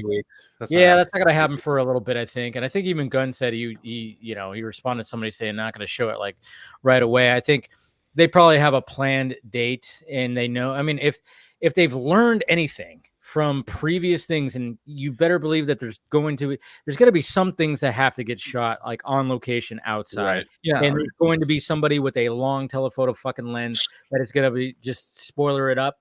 So hopefully Gunn and crew realize that, and they have a time where like, all right, this is when we're going to reveal the costume. And it's like, but that's the thing. I don't think the thing. I think because even though they started filming this week, the thing is that David may not have shot a single shot yet in the suit because again they don't shoot in order. They will shoot. Maybe they were doing all the Clark stuff because the TikTok. Sorry, but that TikTok that Rachel shared. I'm hoping this is what David, what David is wearing. Because I love when Clark is wearing flannel. So and we see in the video he's wearing flannel. I'm like, oh, maybe he's doing all of his Clark stuff. To begin with, and then the suit. They need to leak the suit. The suit should. Leak the suit. Come on. I mean, you're talking about like this. Not that one. Not the fake one. The real one. People call that's totally real. That's oh my god. The cape gave it all away. Okay. Yeah, okay. I honestly see that even happening. That suit. Okay. Okay. So I will say though, one of the things that this suit, like this fake leak, that got me questioning, I was like, you know what? I was like, I forgot that. I think it was like, that there is a chance that what if the cape is not long and it is shorter? I was having that same thought. Yeah. Because Gunn loves All-Star Superman, and his cape in that story is notoriously shorter. So I'm wondering, but at the same time, I'm like, okay, that would be different, but I don't know if I like it. It's like, I don't know if I like the fact. Jesus Christ. The cape porn that Snyder gave us, when it came to that, even like that scene where we know that, remember he was like working the cape in that shot where like Superman steps out, you see his boot, and he's all the military dudes. And then the cape just like goes right across the camera. And we know like Zach was literally just like making it do that. It's just shit like that, where it's just, I don't know. But it did make me go, huh?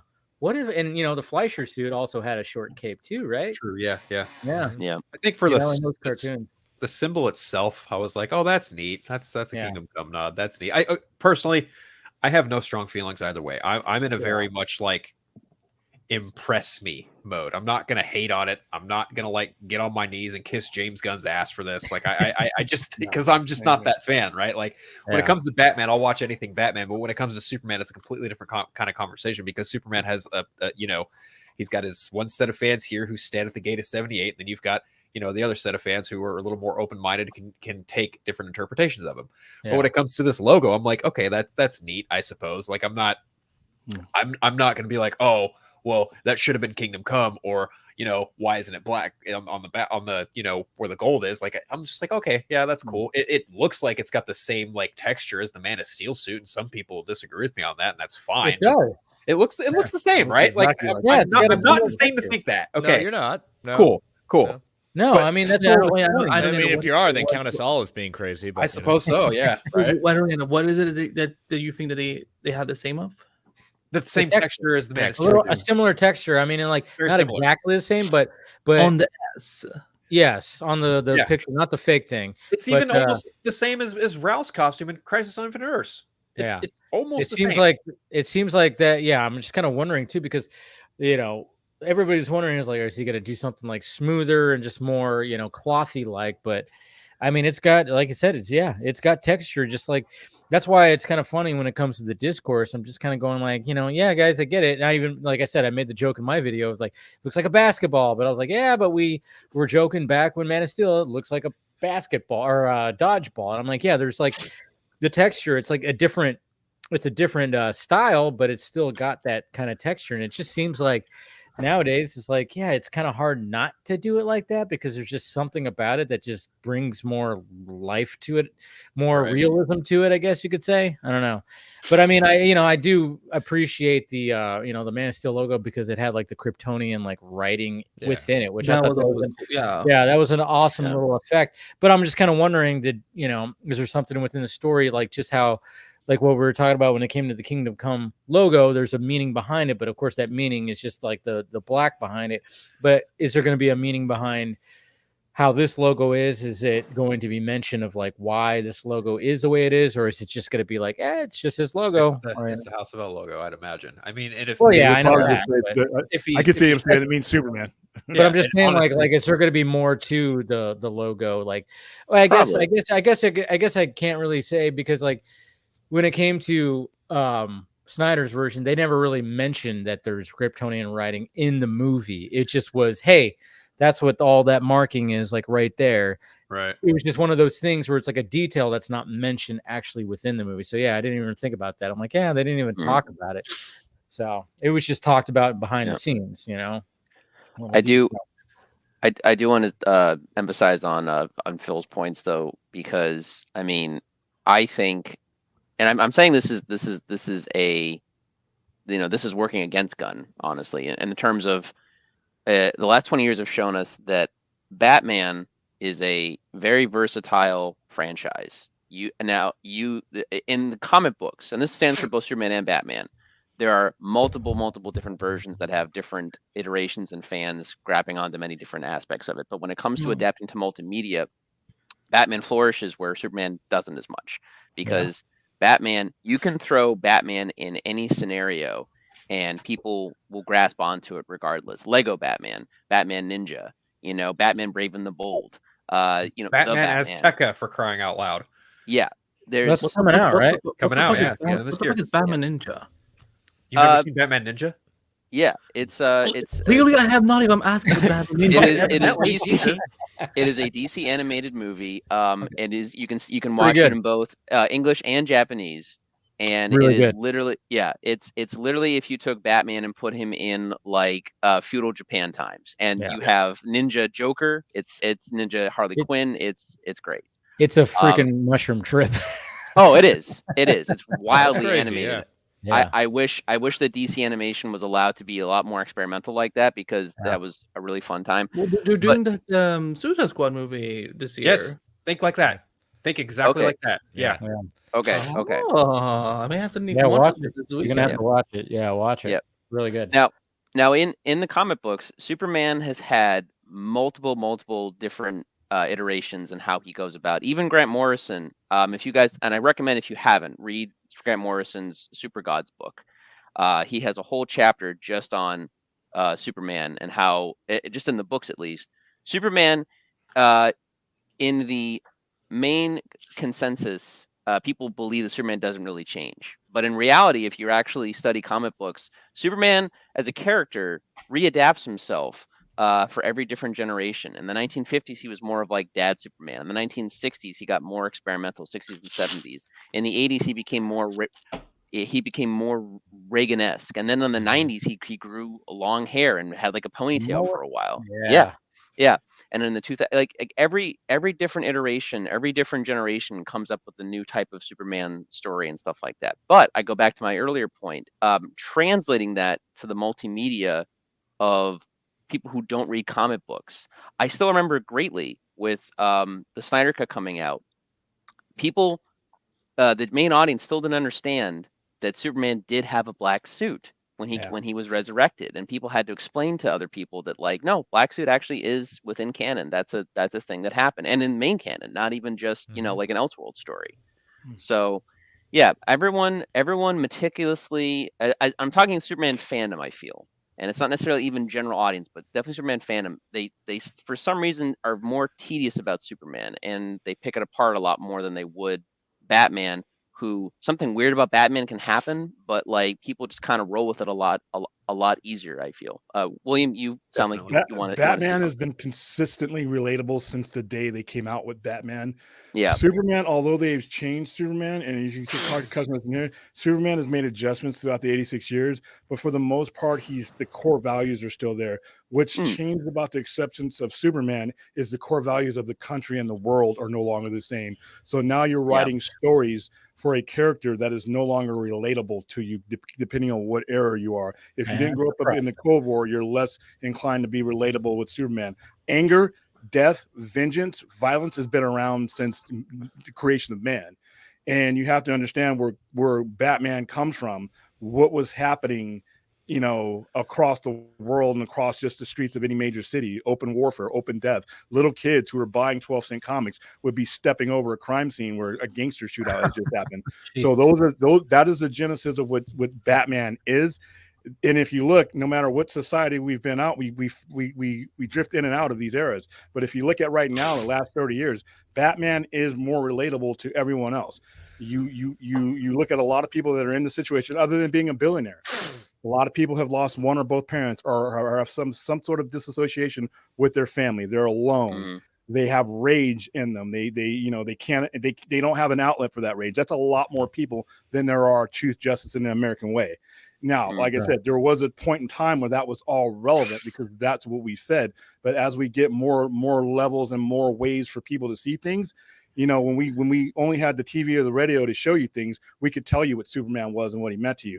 Now you got all these other things. It's not the same. You have to be able to write him in a godlike way, because even then, the more unrelatable you make Superman, if you're willing to back an unrelatable version of Superman, that's where you can be successful. If you draw him and you do him as a god, it's more relatable, because we all fear that at some way. Even we all fear something higher. But with Batman, he's the guy who's beating the fuck out of everybody for you. He's the guy who's cracking the skull that you can never crack. And everybody has that. Everybody has that boss. Everybody has that atmosphere they just want to kick and punch their way out of. And Batman, no matter what form he's been in over his entire time, has always represented that. From Detective Comics 27, where Batman doesn't kill, but I can count 6 guys that get thrown off of a building. Yeah, there's Golden Age I Batman. feel that's Yeah. kind of underselling Superman a little bit, given that he's the ultimate immigrant story right now, given how immigrants in general are being treated worse than ever. Yeah. So you would have to do him that way. And even then, once you do him as an immigrant story,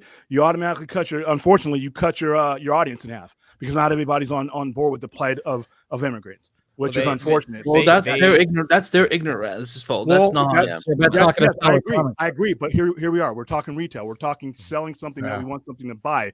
And I agree with you. But how you market it is how people are going to accept it. So you got to be pretty crafty. And a lot of people do not want to take those risks with Superman because of the broad appeal that they feel he has. Whereas Batman's off script from day one, minute one. 2 guns, he's kneecapping people, in the very first appearances. And Batman is brutal. Batman has always been brutal. When Frank Miller brought him back to his roots is when Batman started to do well again. Yeah, no, exactly. But hold on. Before we talk, though, we got somebody else joining. Ben. Hey. What the hell's going on with my camera? Yeah, no, I was about to say, I'm like, did you switch rooms? Like, what happened? No, No, I took down the green screen and you go to a purple screen instead. What was that? You got something purple behind you. Yeah. No, it's the lighting. Yeah, but anyway, how you guys doing? We're doing pretty good. We're just talking some Superman. Yeah. Sorry, but before we'll talk about Chris, you had something you wanted to add to the.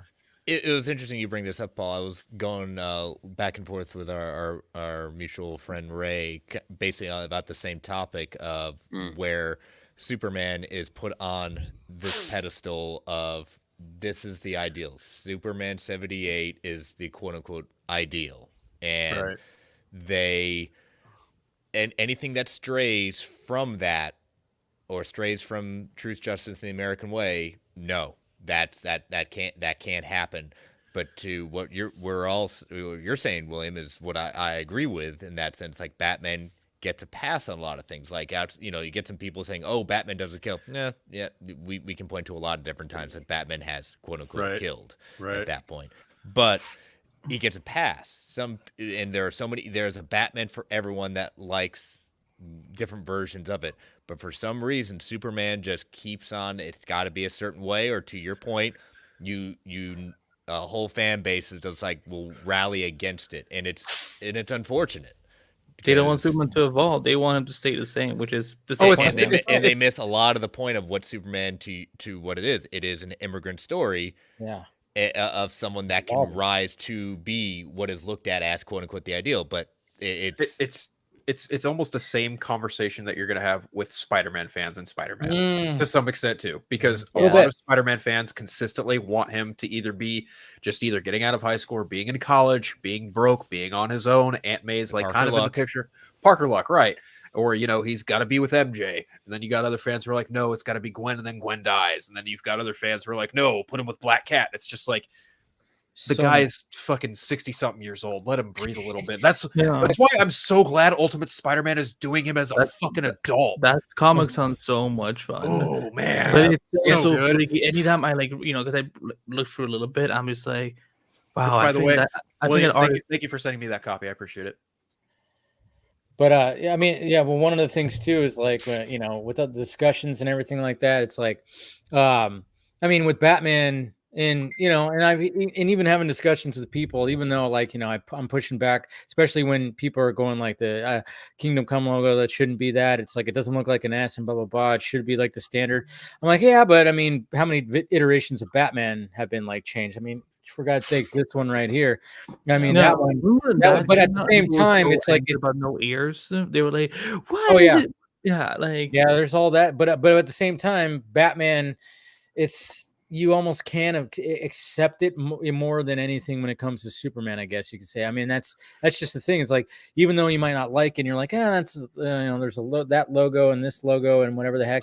It's like, you still. I don't know. People still flock out to see it, even though, let's face it, what Matt Reeves did with the logo, with the suit, and having the logo being literally being a weapon, which was great. Although I loved Kevin Smith's original theory.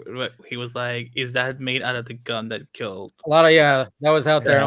The actual Martha Wayne. He wrote that into a story. Yeah, he wrote that into Batman 1000. Yeah, there it is. Yeah, that was fun. It was a good theory, but I was like, nah, there's no way it's gonna be. I remember there was a theory too that it was gonna be part of the grappling, or doing something where he's like swinging, where it's like, oh yeah, maybe he's like uses that to like hook to his chest or something like that. The way you can do the. No, it just takes out his little squirrel. It's just a box cutter. That's all it ends up being. But at the same time, they actually do sell that. They actually do sell like the Batman. Yeah. But at the same time, too, we got to realize that going back to that fake image of Corn Sweat with a shorter cape, the Batman, his cape does not hit the floor, so it's a shorter cape. Yeah, interesting. But see, Superman's always been about the look and feel of a god. It's when you have your gods or you have your deity type characters, you almost hold them to a higher exact standard. Whereas, like I said, Batman's the guy he's your neighbor. That when you're getting beat up, your neighbor comes out with a baseball bat and beats the fuck out of that guy. It doesn't matter what he's wearing. Batman's more uses about a bat in the last Batman movie. So yes, you're right. Batman is more about the feeling of aggression and a release of aggression than he is a visual. He's the darkness anyway. It's not like there's any as long as he's somewhat consistent. But with Superman, it's different because Superman's a visual symbol. Batman's not a visual symbol. So interesting. I know. Oh, I just want to say a few pointers. I want to get down on William in a second, because I agree with a lot of the points that William makes about how Superman is also reflective of America or the United States and everything, and how we've changed, and how, from 1938 till now, especially, even that is referenced very, very much in BVS. Apples don't cost a nickel anymore. All that kind of stuff. And I will disagree with William to a degree, because I do believe that in making Superman relatable, I think using the aspects of Clark Kent, or making him a person who is trying to do his best, or just a guy trying to do the right thing, and trying not to be perceived as a god, even though in a sense he basically is. I find that personally, as a fan, more relatable than the god thing. However, it's interesting, we should note this, because we've said multiple times tonight, the quintessential, the American way, which is synonymous with Superman, and even that recently has been changed. And like a lot of the modern stuff now is saying for a better tomorrow instead of the American way, because, and again, not to get very political, but I think a lot of us could understand in the news that the American way is not perceived the same way as it was even 20 years ago. Correct. Yeah. So, but that, but again, that's but look at how many people lost their minds over that. Yeah, true. Yeah. Right? Yeah, absolutely lost their minds. Well, we're a different country, and when I say relatable, now I agree with you as far as him being relatable, as far as like doing the right thing and everything else. But look around us. We used to, like, when we didn't do the right thing, you kind of got called out. You kind of got. There's a lot of things we get away with as we do as a society that we wouldn't do. We're not as terrible as we used to be. We don't give a fuck about our neighbor. Our neighbor could be on fire. As long as it's not on our yard, we don't care. If your neighbor's not wearing a mask, can we turn them in? There you go. Like I said, back in the day, Willie Nelson came out and said, you know what, the farmers in the Midwest are starving. And you know what, people in the hood said, you know what, Willie Nelson's cool. Let's go ahead and help. Hands across America. We're not that country anymore. So it's really hard to make a superhero like that relatable when we're not that anymore. It's a good story, but can you sell it? That's the only thing. That's no. And it's a tough one. It is a gray area, and it is a good talking point, and a discussion that is going to probably continue to go on as America and politics and everything else kind of evolve and everything. Now, me personally, I'm okay with the A Better Tomorrow, because even in studying Superman and reading his comic books, yes, he is clearly an American superhero. He is clearly from America, but at the same time, in almost every iteration of Superman, I'm talking as far back as the 30s, he's always protected the world. He's not just based in America. He's going to European countries. He's going all over to help. He just happened to land in fucking Kansas. Huh? Yeah. He just happened to land in fucking Kansas. Exactly. And he didn't land in Soviet Russia, and we didn't get Red Sun. I'm so disappointed, Andy. He landed in fucking Kansas. No, I don't. Listen, I got nothing against Kansas. But I'm just saying. I had to say it, but it's just the way you said that. I was like, geez. I apologize to anyone I may have offended in Kansas. And nobody in Kansas watching the shit. Oh, wow. You never know. Do they have internet? Do they even have the internet in Kansas? They have internet in Kansas. We're not watching anymore. Jeez, more insult on Kansas. I'm joking. Yeah, I'm going to do my YouTuber apology. I apologize if I offended you, Shane Dawson. Yeah, and that's Dave, anyway. It's always with Superman in the sense, like you know, we're laughing about Kansas at that point. It's the idea that, and he brings it up in Man of Steel. It's like, I grew up in a farm in Kansas, you know, and yet I want to go out there and help the world. Yeah, like and how many different ways. You know, going back to what Martha tells him, like, save everyone, save no one. You make the decision of what you want to do with your life. Don't let anyone tell you how to be what you want to be. But this is a person that can see find good in people and not give up and keep fighting and fighting and fighting to help. Yeah, that is something that, to your point, William, like, our world is not like that anymore, but we can strive to try.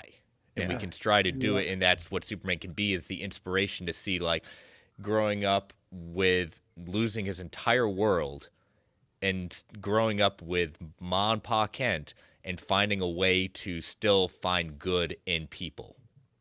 Right. And I think if James Gunn is honing in on that idea of, like, you know, he's presenting Superman in a world where kindness is kind of an outdated thing. Yeah, hone in on that, because that's absolutely true to the world that we live in today. Like, if you're going to present characters like fucking Guy Gardner, the engineer, even Hawkgirl to an extent is kind of brutal in some books. Yeah. Well, I mean, brutal, but not a douchebag though. Like Hawkgirl uses a fucking mace, people dude. are the Hawk people hold are. on. You don't drag my girl not Shayera subtle. into Desi. Carter is a man. Targaryens are Shayera usually is. assholes. Shayera Anyway, no- the usually Thanagarians will are douchebags. They can be. They're kind of shitty, right? They Yeah. can But, be, yeah. But yeah, like Superman being around them and being the one to be like, yo, it doesn't have to be like this. Yeah, like we don't have to do it. He can have hope I will and pay still be him when he says no. realistic in the sense of not come off as being like completely Hokey? out there and be Or too hokey. over idealistic. Yeah. There you go. Yeah. There's a person in your chat, Dave, that's comparing. He made up. I feel if somebody can relate to Captain America and they can relate to Superman. Okay, I'm going to beg to differ. Captain America is war propaganda. Yeah. Captain America I mean, he came up like, Speak on that truth, William. Speak on that truth. Go ahead. he's punching Hitler the very first time you see him in Captain America comics. That's He's the whole punching thing. Hitler. Punch Hitler in the face. And here's the thing. Remember, that's about a relatable. We've always been at war. Every breath I've drawn on this planet, we've always been at war somewhere. Hot war, cold war, proxy war. We have always been at war. That is something that even whether you're for or against war, you can relate to living in an environment where your nation has always been at war. Trust me, I went to one of them. My dad went to one of them, and my grandfather went to one of them. My dad. So My grandfather. Yeah. War is relatable. My parents had to survive a war to make sure. Yeah, I mean, I ran Iraq. That's the thing. I have never gotten to really know my culture because of war just existing. Because if I go to Iran now, they ain't gonna accept no gay person there. They're gonna be like, "Wait, your political views are what? You want to? You're not. What? They're gonna have a ceremony for you. Don't go back to Iran. Yeah, you're not.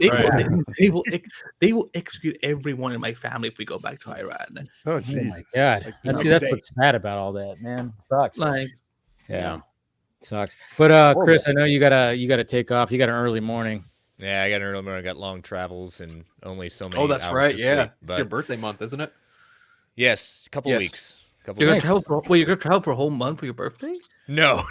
I've got spring break next week, so that's traveling. All right. Oh, okay. But I always, think they're being too literal. Sorry. No, you're fine.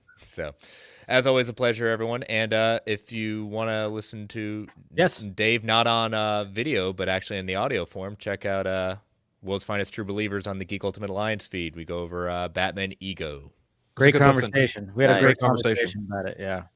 I love listening. All right, Chris. Have a good time. See y'all later. Take it easy, buddy. Take it easy. All right, but Ben, let's put you on the spot here. Well, how we because we've already kind of gone around the horn and talked about the logo reviews. So how are you feeling about it, sir? I'm feeling it. Let me gather my thoughts. Actually, are you being held hostage? Is someone making you say this? Blink twice.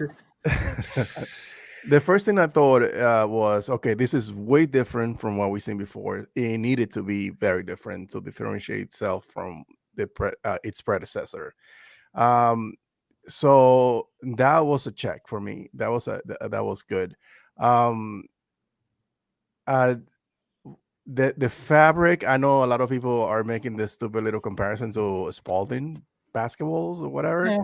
But I remember the same thing as you said, Dave. When Henry Cavill Superman suit came out, one of the things that I remember people criticizing not having the undies, the trunks, and the suit material looked like it was a stretchy volleyball or something like that. I remember all those comments. Yeah. So I even though I am enjoying what I've seen so far. I like the concept of it being inspired by Kingdom Come and the originals S and also the Fleischer S also thrown into the mix. I have a theory about this whole Kingdom Come thing because I saw your video about it. Yeah, because there is a Superman in the Authority comics. Mm-hmm. And it's very similar to this design. The only thing is that it's black. The background is black, so I feel like it's gonna transition to that. where Superman is gonna be part of the authority, or it's gonna be Superman the authority, just like in the comics, or an amalgamation of that, and that's when it's gonna transition to that. Well, Or James it's Gunn gonna is he's a pretty big fan of Grant Morrison, so that would lead credence. yes, to it. that is Right. correct. And isn't Grant Morrison also part of his brain trust to build this universe? No, but no. a lot of his work is predicated on what is the I just want foundation to for this clarify, stuff. Grant goes by they them, by the way, just so you all know, if you He didn't goes know. by what? Grant goes They by they them. Oh, okay, No. they them. I'm sorry. Did not know that. Yeah, I'm woke that way. Okay, I'm Wow. not. No, I'm just have a hard time. I don't even know. I didn't even know that was the case. No, I But- mean But- I got corrected by one of my listeners a few years ago when I did Flash podcast. So I was kind of whoops, because you don't want to I love Grant Morrison. You can't fuck with Grant Morrison. So Oh, okay. I did not know that. But as far as I know, I haven't seen Grant's name in that writer's architect roomie thing that they're yeah, calling I think no, I think I was mistaking him with Tom So there's King. Tom King, yeah. Drew Goddard, Christina Hodson, Christina Hodson is and there. there's Jesus two or three Christ. others. How did Christina Two or three Hodson other get in writers. that fucking? I don't know. I don't Well, know. you know what? To be fair, We ran out think of women, she I did guess. I think she did a good job with the Flash. Get Gail but the Flash Simone. got Sorry. the Flash got fucked with a lot, and I think it's not her doing. It's not. Well, I just So- I posted. I actually posted. I'll post it on Twitter tomorrow. But one of the things that Chris Bolos said last week, I mean, he talked about how the Flash is like the bones are there, like when it comes to certain aspects of the story. But when you have a studio movie, it's a studio that is like wrapping the meat In around control, the bones. And he brought up some good points where it's like, as much as I enjoyed the Flash, it's like, yeah, I totally, I'm not unaware that this is not, I mean, yeah, the best parts of it is the stuff with his mom and stuff like, the conversation that he has with Ben Affleck's Batman, and even stuff like Michael Keaton's Batman. There's stuff that's there that you go, okay, yeah, there's something there. But yeah, you could tell that like, it's like they were trying to cram so much. Christina different Hodson things. but didn't Christina Hodson make Cassandra Cain talk a lot though? Huh? Birds of Prey. Yeah, I'll give you that one. But at the same time, that also could have been something too, because right. I mean, I don't know. Yeah, you're right. Yeah. But- Cassandra but- Cain Just thing for was really reference, stupid. the room as official it includes Christina Hodson, Jeremy Slater, That's who it Drew is. Goddard, Crystal Henry, and Tom King. Yeah. Mm. So Tom King, yeah. So yeah, Grant Morrison not quite in there, but it's yeah. But what you were saying in your video, Ben, yeah. I mean, you had like, I was like, oh yeah, it's a pretty good theory. Like, could be something with that. Like, it could be that he's gonna pull elements out of there, which makes sense if you're gonna have these people in there. And it's and I think the question's always been like, how much are these characters in the story? And with the table read and everything and the group shot, I mean, yeah, they're gonna be pretty good supporting characters, which is good. I'm totally for it, because that's, again, you want something different with Superman. You never had a Superman movie that had other DC characters that are not Batman or Wonder Woman or anybody like that. Not like these big ones. You have these other ones that maybe not people know about that are supporting characters, and that's something unique and different. And like, yeah, your theory, I was like, that's pretty good. That's pretty good. I think there could be something with that. Yeah. Well, I think there's a couple different avenues you can include there, because you've got Metamorpho and Mr. Terrific, who are part of the Terrifics. Then you've got the Authority. Yeah. Then you've got Green Lantern and Hawkgirl, who are more often than not associated with versions of the Justice League. Yeah. There's a couple different ways that this movie can spin out, and a couple different ways. Even though James Gunn has clarified, like, yeah, these characters are here to serve this story. We're not using them as a launch pad for other movies. And it's like, are you really though? Come on. It's a little bit. Well, if you craft the entire universe from the beginning, you can say that they are there to serve as the story. Sure. So, but I like the idea of reverse engineering the Justice League, or whatever version of Justice League he's doing, because he could have very much easy say, okay, this is gonna be Superman, Batman, and then the next movie is gonna be Aquaman or the Flash or whatever it is, and then bring them together. Now, what he's doing is just putting in all these random characters that are part of the DC universe, but at the same time, it gives you the sense of wait, we are deep in the DC universe, even though we don't see these characters there. That does not mean that do not exist. So Right. at one point that you can drop out of nowhere, and we already know, okay, yeah, of course it's there. You know, if they show some adjacent character that is related to, let's say that they show Dick Grayson in this film, which I don't think they will, but now we know, holy shit, the fucking Bat family's out there somewhere. So when they do another movie and they show other characters, we don't need to be like, where did this guy come from? We didn't get a movie that built up to this guy. You know what I mean? So yeah, no, it kind of makes you wonder too, because like, one of the things that, Scott and I, we just got done talking on DC Fanimated, the crossover, the world's finest, the 3-parter. We just, the past 3 weeks, the past 3 episodes, talking about that. And it was great. I mean, obviously it's just, you could watch that movie start to finish, or not watch, all 3 parts start to finish. It's a great Batman and Superman story.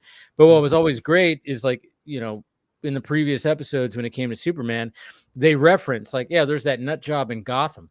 It's like, give me something like that. Just like how, in Batman Forever, when Bruce Wayne is talking to Dick Grayson and he goes like, the circus is That halfway to wasn't Metropolis." Batman and Robin. Batman and Robin. No, I love that's that Batman movie. Forever. No. Batman Forever is him saying the circus must be halfway to Metropolis by now. yeah, Batman and Robin is Batman looking at always Robin works going, alone. Superman always works alone. Oh yeah, This is why that Superman. was a little too on the nose. I don't like that. It's Because they name dropped him. I don't like that. But if you do it like a little reference of something associated with that character, that's what I like. That's why they, even in Superman the animated series, when they referred to Batman, they never called him Batman. They said that nut job in Gotham, or something like that. Do something like that. I'll be like, okay, there you go. Oh, like name a location. Yes, we're going through Blowhaven right now. Okay, like or motherfucker, something. really? So, which was, in the Batman, they did exactly. Like maybe Maxwell Lord is like, yeah, I'm still trying to get Batman on payroll or something like that for the Justice League. Yeah, just there something. Don't name drop. Don't name drop him though. I don't want the name. The guy at Gotham. I don't know. Yeah, something. That one freak in Gotham. I don't know, something. But yeah, you could do something like that where it's like, yeah, so we know there's a Batman out there, sure, but at the same time, it's like, yeah, when it comes to these characters, and then it's kind of funny too, because can we also, like, speaking of like Hawkgirl, can we the fact that she had to clarify that she didn't say a certain quote this week? Did you guys see this? I did. Yeah. So there was like a fake Facebook post that went around that said Isabella Merced said the reason why Madam Web didn't do well because of toxic masculinity and all that kind of stuff and blah, blah, blah, blah, blah. And then she's all, thank God for James Gunn, because he's all about, this, that, and this. And it was sad that I saw people, but this is where we've gotten, though, because, now that we've, and I'll even show you the tweet that she posted. She posted this right here where it's like she had to literally just be like, I'm just existing and people are spreading fake quotes and believing them with no real source. We need lessons in media literacy. This is crazy. Damn straight. Which is great. I'm glad she clarified that, but it was just, it was sad that there were people believing that. And again, we got to a point where it's like, now there's people in the Snyder fandom that just want to believe anything, so then they could hate on it more. And then you got people with YouTube channels that are also spreading this information, this misinformation out there. And it's like, it's frustrating. To be a woman in this time is all I'm gonna say. Yeah. Because again, I feel like, of course, someone would make up something an actress says, and then of course that blows up, and then she of course has to come out and clarify. I didn't know fully what had happened with male actors too, but not as much. Not as much. But still, I mean, it's still there's ways how men are treated in these type of situations and how women are treated. They usually get slander is specific to women. I think it happens to everybody. I know I didn't say it happened just to women. I'm just saying that there's different results. So that I don't think we can deny. Yeah, usually the guys get fucking canceled. Exactly. I think it's worse for men. And then they come back. Like women can say whatever the fuck they want about a guy. The guys get his life gets destroyed, and she say sorry, nothing happens. But if you say some dumb shit about a female, No, but I mean, but at the same time, like with that whole thing, I mean, that was going to feed into, of course, people like, because that's been used before, that's been said before, like, you know, that was said when Ghostbusters came out. You know, yeah. oh yeah, the reason why Right. that is because of they went this, woke. and it's happened before. So of course, like this account wanted to just like feed into that too, because of course you're gonna have a certain side of like the political spectrum that's gonna be like, oh, of course.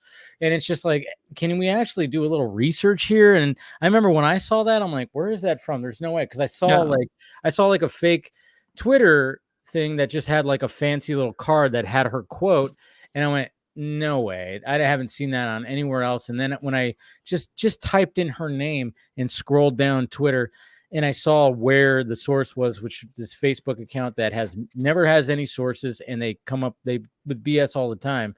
And I'm like, really? And then when I was seeing like people in the Snyder fandom, you know, obviously the crazy cultists. We're Snyder fans over here. I know they're to me they're not. Yeah, there's a little bit of a difference, but it's just like, and I'm like, okay, so you guys are embarrassing yourselves by using this to hate on this more. It's like it's not a good look, and I'm like, it just sucks. And then when I see like people like posting it in videos, I'm like, what the hell are you doing? Like, what? Yeah.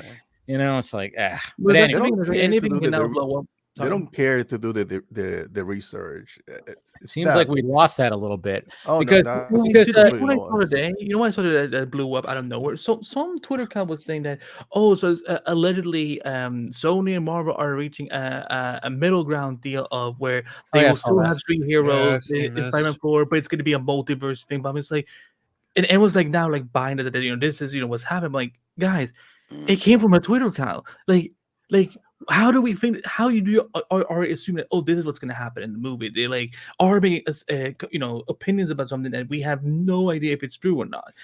So like for some reason we like I mean, especially when it came to the Snyder Front. I mean, like we got some scoops that came out earlier this week from a certain someone, you know, that you know, goes by the in Snyder.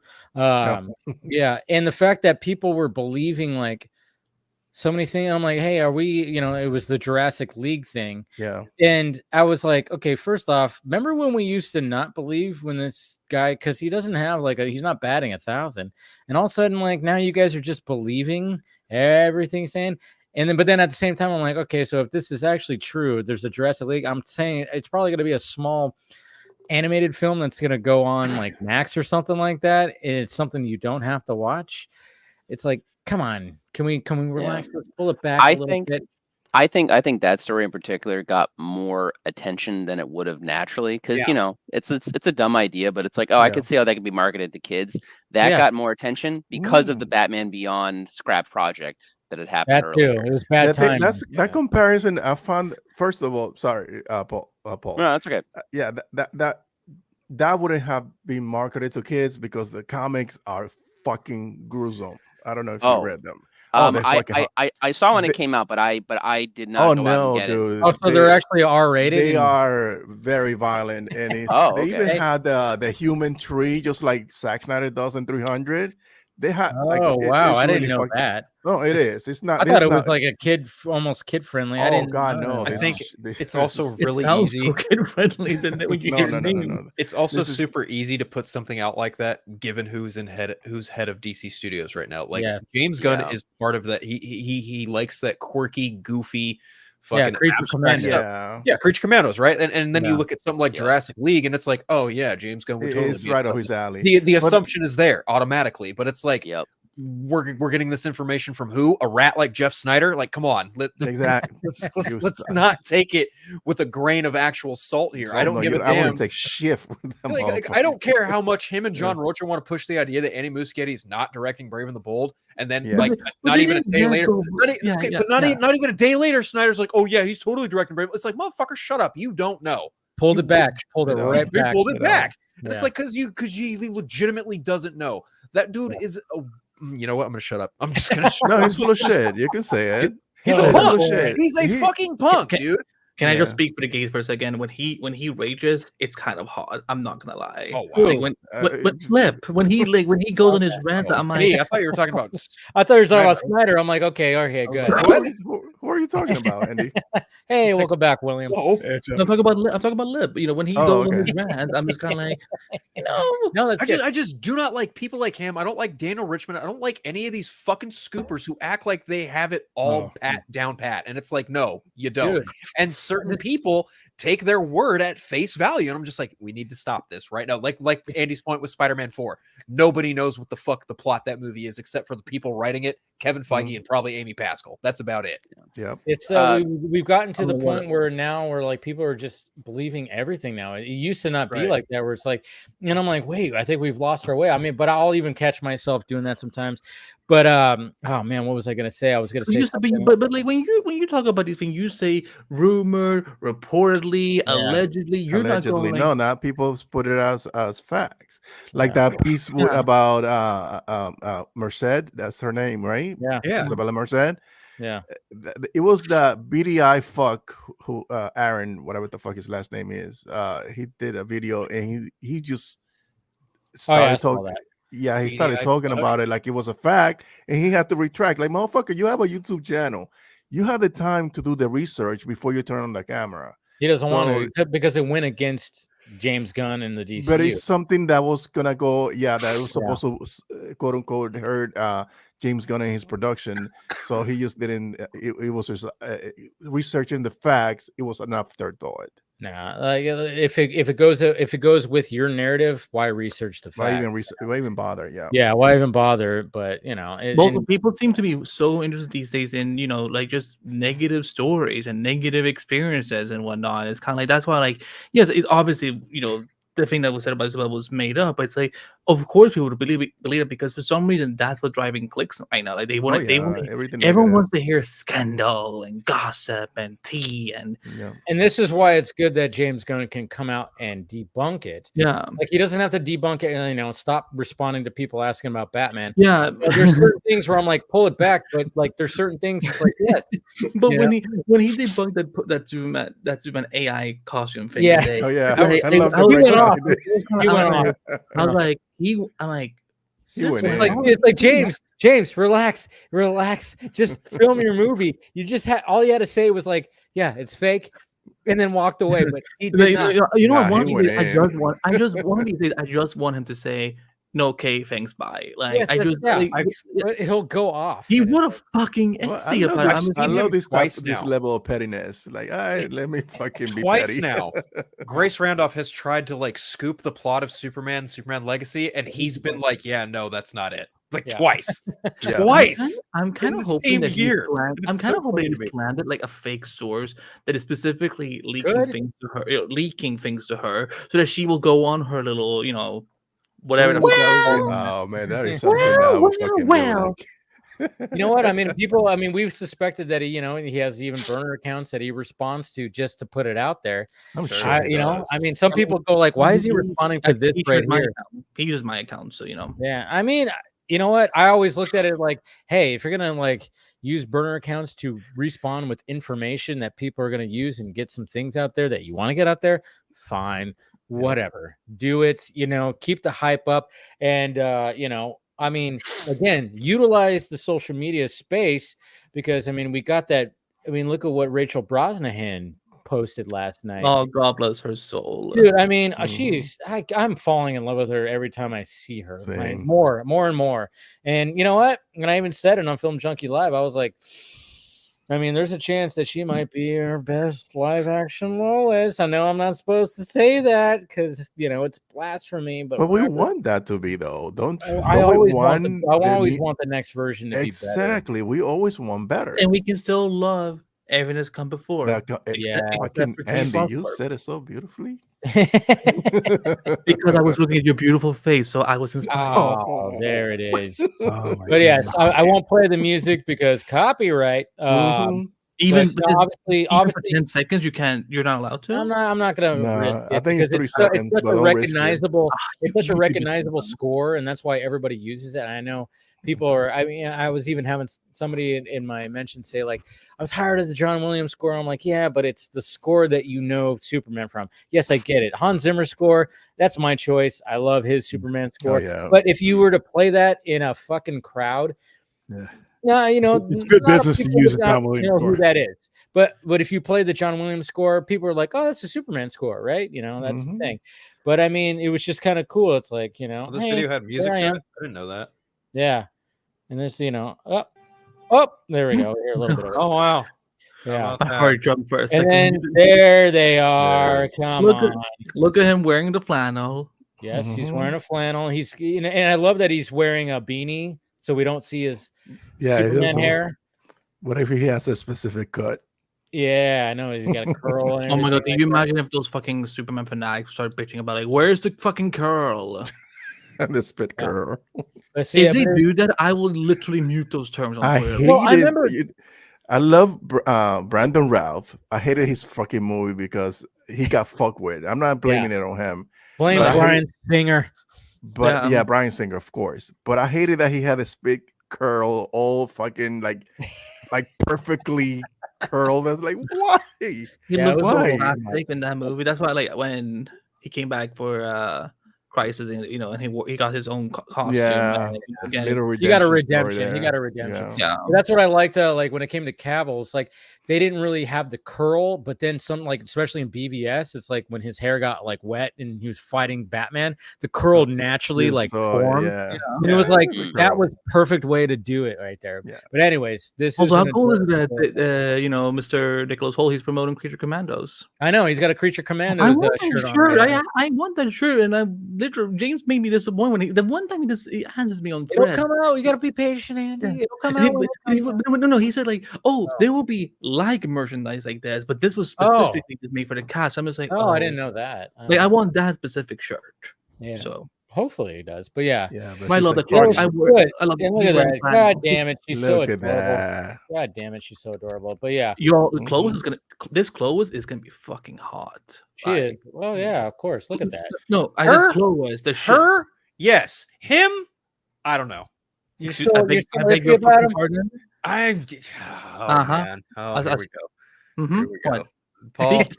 Paul. Paul and I were No, talking about this earlier today. Paul can save you now. Paul can What- save you now. what's What are happening? you gonna? What you about to say? I was distracted by the pretty lady. I don't know what's happening. She's very, very pretty. I'm just look. I think she's going to be great as Lois Lane. Due to Superman, You're That's still not sold. I'm Okay, not sold. that's I'm good. just- I and it's feel good. I feel bad. I feel bad for Corn Sweat, as we talked about multiple times. The whole situation with Henry and the Black Adam stuff before this, and leading into this whole new universe, all of this, and I'm gonna I'm gonna bring James into this too. Like, James Gunn, I think, did not handle any of this correctly or well as a leader of DC Studios. 100% agree. The company as a whole did not handle the exit Yeah. of the DCEU well at all. I get And that. I think Yeah. and I think all of that is going to hurt this film on some level. And again, it's well casted. You know, they basically cast a younger brother version of Henry to play Superman, essentially. So they're trying, but like, you know, I just think they're going to have a lot on their plate going into this and stuff. I'm interested to see what Holt does as Luthor, and what kind of version of Luthor we're going to get on this. But I'd like to meet Holt at one point, because he's definitely a comic book fan, I think, because the fact that he's been in the X-Men movies and this, I think, speaks a lot. And he's not doing a main role; he's doing these like interesting side characters. So, you know, I think that's kind of cool. It's But, his time to shine. You know, he didn't get Batman, he didn't get Superman, but he's you know, Okay. You So either die a hero, or you live long enough to see yourself become. one of the villain. things So, that Phil, let's see. Phil, what is your reservation with Karen Sweat, by the way? I just don't. It's not like you said, it- Karen. it's really just I don't know. I have to see what he's like as Superman before I make any really hard judgment on it. That's really kind of what it boils I get down that. to. I mean, That's I fair. think Fair like, enough, right there. I think some of the clips that I've seen, I'm like, okay. And then just the fact that he's a big dork, I love that too. Yeah. About that, I know Axel saying he's just in the chats, and he's chosen by his look, not his acting skills. Yeah, I don't think that's Well, fair I criticism think at That's all. bullshit, That's- dude. that's Come on. fair. Dude, no. Axel, he also compared Spaceballs and Rebel Moon last night. Someone sent me that. Yeah. Somebody sent me that. And I was Yeah. like, Dude. really? Jesus Christ. Yeah. I am not That's what going to happened. fully judge Rebel Moon until the director's cuts are out. When those That's are what you out, gotta then do I right will. there. Then I He will did- fully he God, did- happily you say don't- whatever. I'm not gonna let that. When I saw that, I was Rebel like, Moon. Jesus Christ. Anyways, so, but I do want to say what Robert Meyer Burnett said right here. He said, "There's one aspect of James Gunn's Superman which should at least keep everyone optimistic. It took him months to cast the film. Many screen tests were made. Chemistry was established. Everyone earned their roles over months. Seldom happens these days. That makes me excited." So there's that's that cool. aspect that it took time, and he did put them together and blah blah blah. That's Like, cool. I don't get it. Like, give me the TLDR version of that. I'm just saying, like, the fact that he just didn't cast like these people, like, oh yeah, like, all right, now read No this whim. and just read this with somebody. No, he actually paired them together. Remember when it came to trying to find the perfect Superman and Lois, he paired them off. There was like what? There was did 3 different and 3. There was 3 and And they- 3. And Yeah. they kept on, and he mixed and matched them. He Mhm. took they took their time to mix and match the chemistry, and not to mention brought in some other people too to make sure that there's some chemistry right there. But mainly the focus is Superman and Lois. So the fact of the matter is like the fact it's like, yeah, I mean, it was like they kept mixing and matching. So I think like and they found like, okay, this is the perfect ones right here is Corn Sweat and Brosnahan. They gelled together greatly. And then of course when it came to other people involved, when they found, I mean, obviously that's the biggest point right there. You have to have your Superman and Lois have really great chemistry. And now this is when you start bringing other people in. All right, let's bring the Luthor in and put him up against Corn Sweat. And, let's see who works best opposite of him when it comes to the way that they're supposed to be. And then even with Lois, because he's going to be interacting with both of them. And then Nicholas Hoult worked out. Same with Jimmy, with Skylar, what's his name?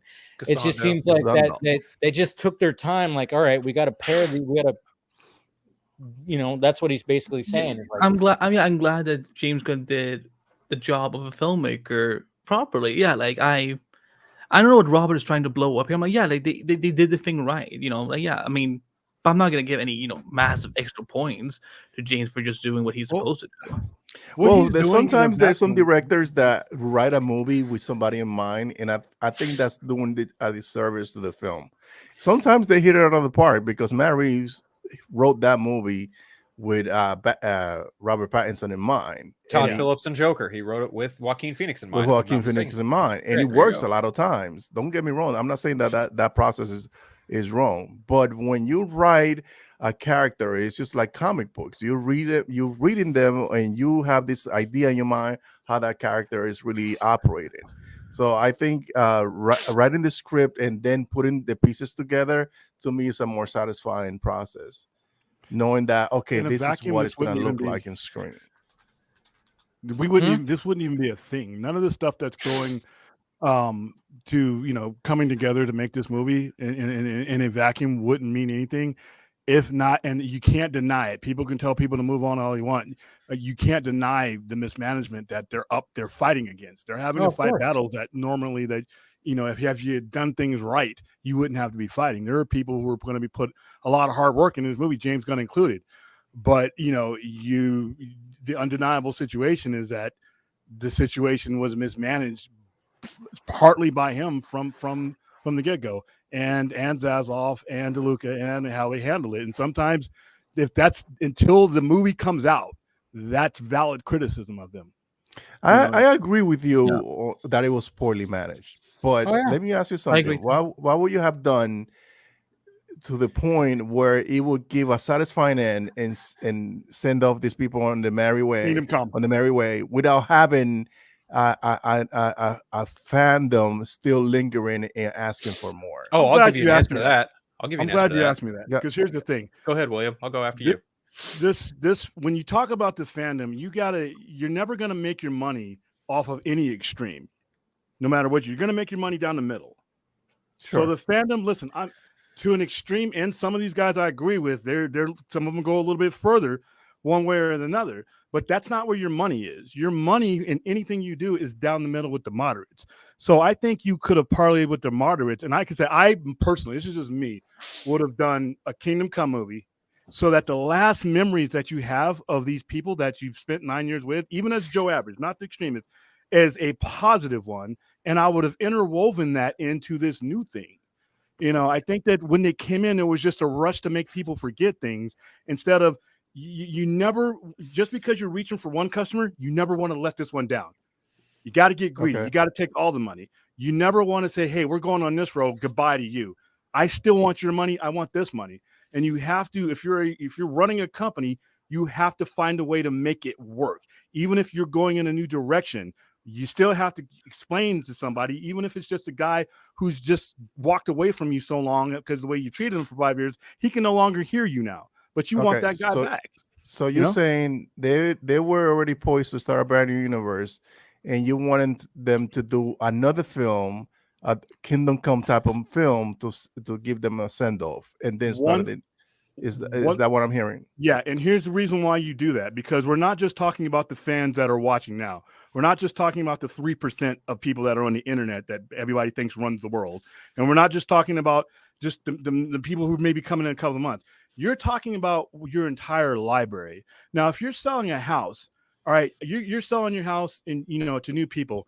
When you want to walk in, you give them that tour. You want to see where the toilet's been ripped out, the carpet's all shitted on, the faucets, the copper's been ripped out of the thing. No, you want your brand new customer, no matter when he's looking at your house, to come into, wow, Ben's got this place looking spiffy, dude. He's got fur coats hanging in the closet.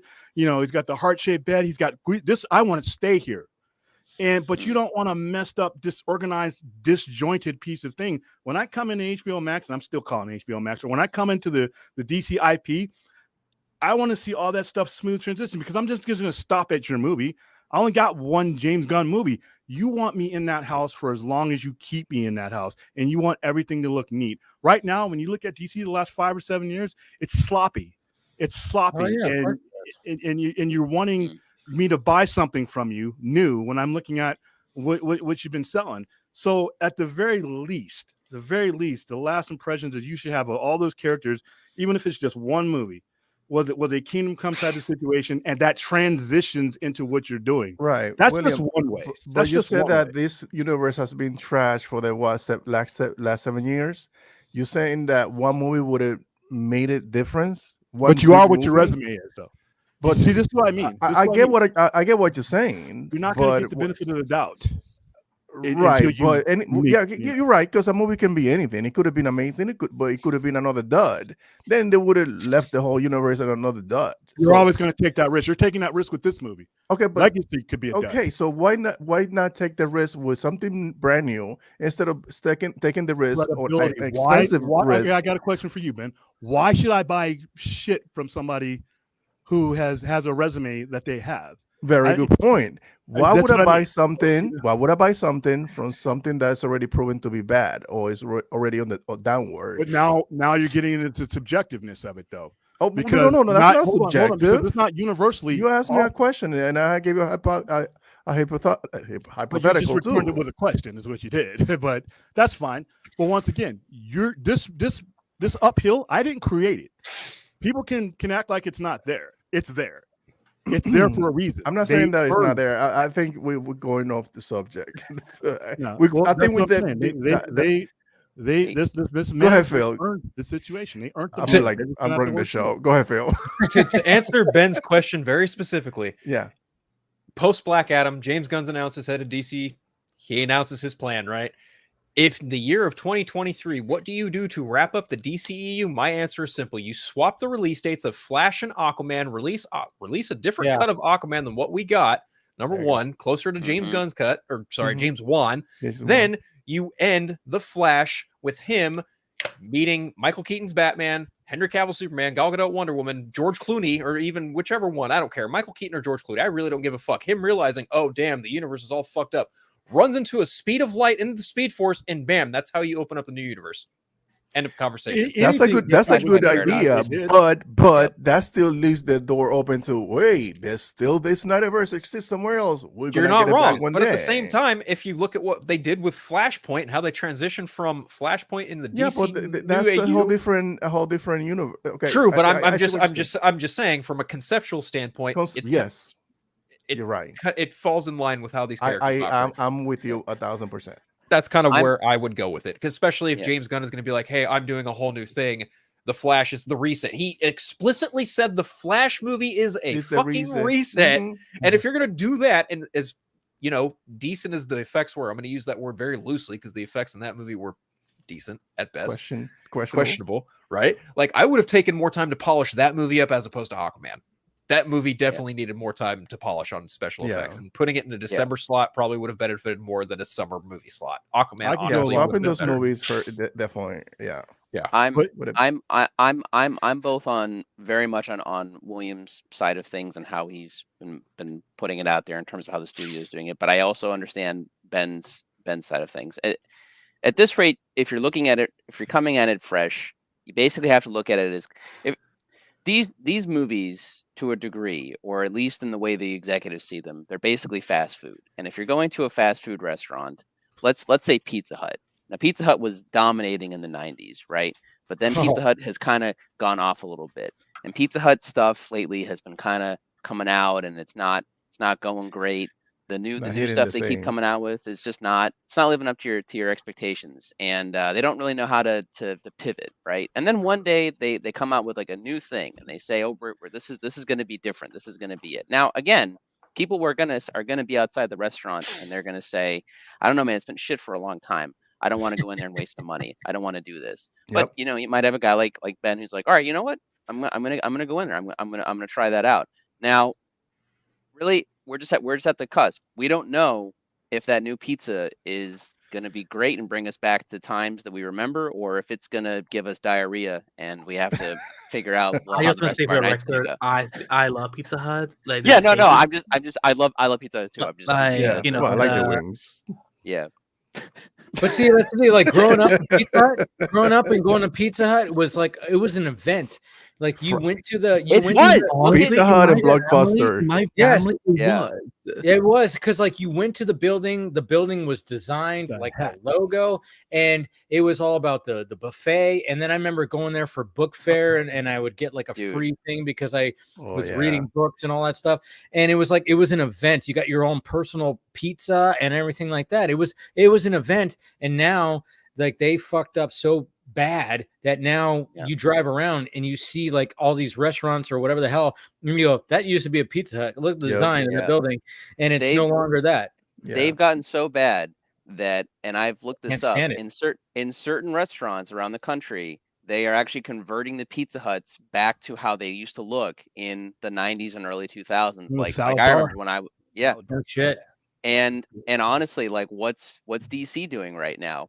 Well, let's see. Let's bring back Otis. Let's bring back let's bring back this a little bit, you know? Let's bring back the red cups. Well done, Paul, for that transition. Back That was to good. me. That was good. You know. Hey, Hey, thank you. hey. Damn. That was a good one, Paul.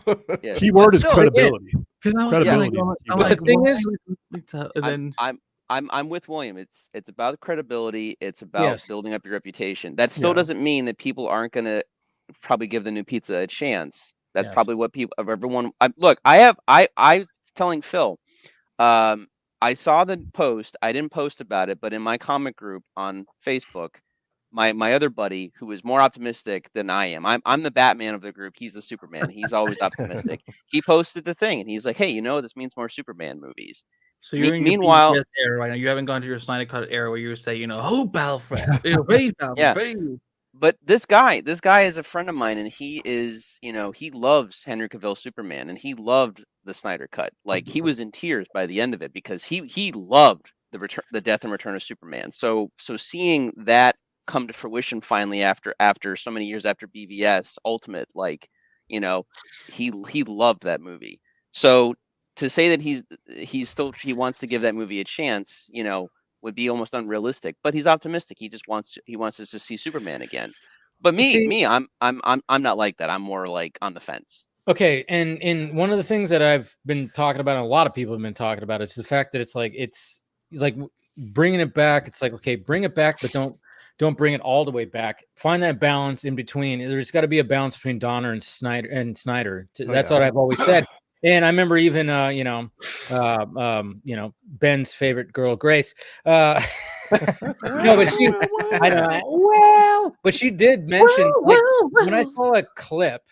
And I was like, okay, I agree with her right here because she did bring up like it should be like Superman, the animated series. And I went, okay, I could agree with her right there because I think that could be a good revisiting that on DC Fanimated with Scott.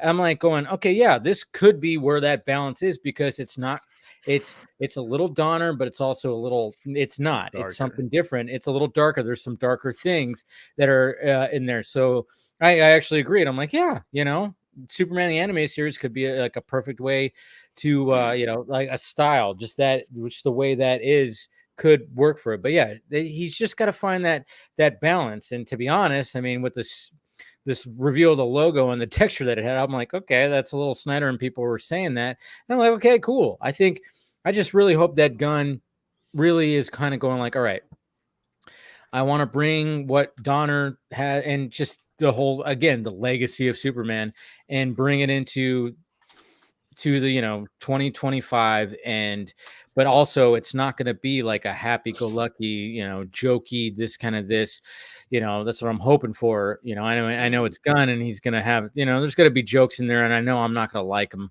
not all of them, at least, but I just think that I think he's just got to really find that balance, and I think he's the man to do it because he's a big nerd. He knows this stuff. He knows the source material, and I think if you're trying to rebuild a brand, I mean, it helps to have his name on it, I guess you could say, because he has established his name with Marvel and Guardians and took that franchise to where it is. So there is that aspect, but I get it. I get what William's saying too. It's like, the way that everything ended when it came to the previous stuff was bullshit. And, now it's like, okay, yeah, now we got to I am not, by the way, I'm not saying that, this is going to be a shit show movie or anything. No, I know you're not. That people shouldn't, if you're optimistic about it, you're right.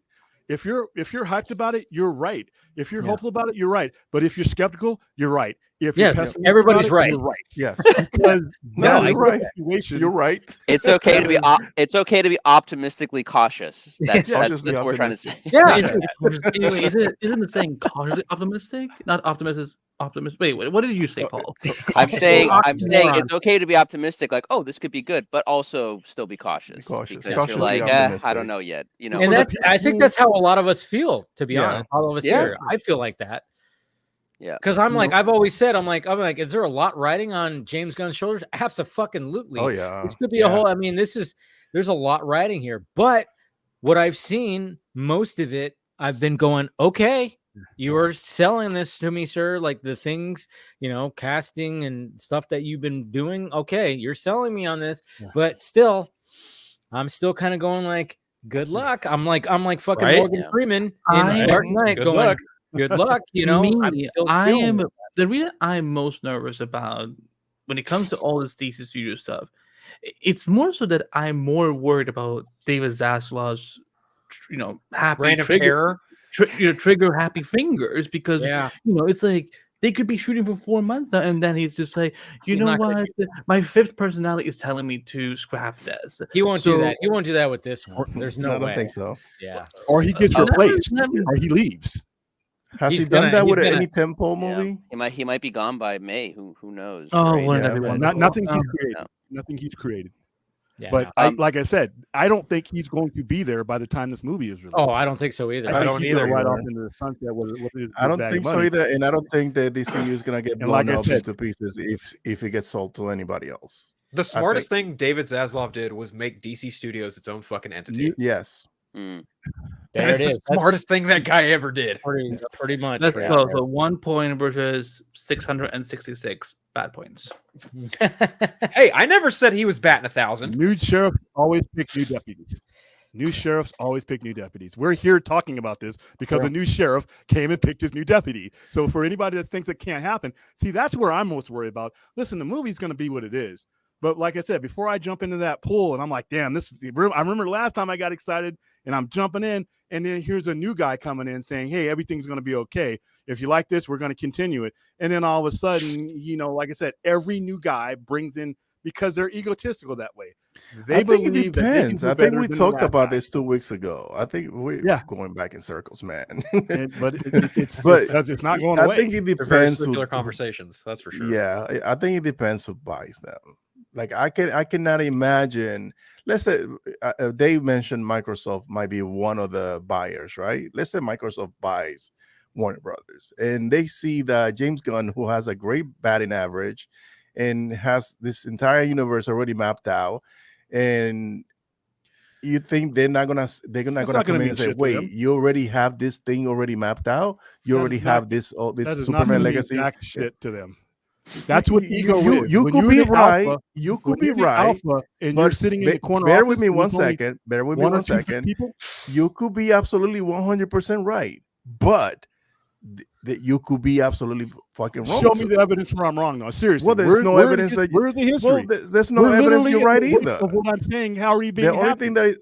thing that is on your side is history. Oh, thank you. That's but I'm done. I specifically said, what if Microsoft buys it and they see the potential? Because they're businessmen and they see the potential. They have this guy who knows comic books, who knows this universe, who's already has a great batting average, and he's already mapping out this entire 10-year plan. We don't have to hire somebody else who had to recast everybody, do another Superman movie, and then rebuild whatever universe he started to do. Because if they let him go, they're gonna have to cast somebody else to direct those movies. And what if they cast another director and say, "Well, that's not my fucking Superman. I want to get a different Superman." So now we're in the heap of fucking trouble. So those things have to be taken into consideration. The things that you've seen in the past is when companies get bought out. And they don't have to deal with franchises like they have to deal with Marvel or DC. You think that if Disney gets bought out by Apple, they're gonna get rid of Kevin Feige? You got a lot of what ifs versus they're gonna do that. What if versus precedent? What if always loses to precedent? All right. I think. What if we talk about the fact that we have an amazing Perry White that just got cast today? Oh yes. I think realistically, whoever buys them out, I think realistically, because let's be honest, James Gunn has only made a handful of movies. He has not made himself a Kevin Feige yet. I think realistically, whatever the case is, if you're a multi-billion-dollar company that now has bought Warner Brothers and their IP, they will. Depending how far along Legacy is at that point, depending what they want to do, if it's not far enough, they might go.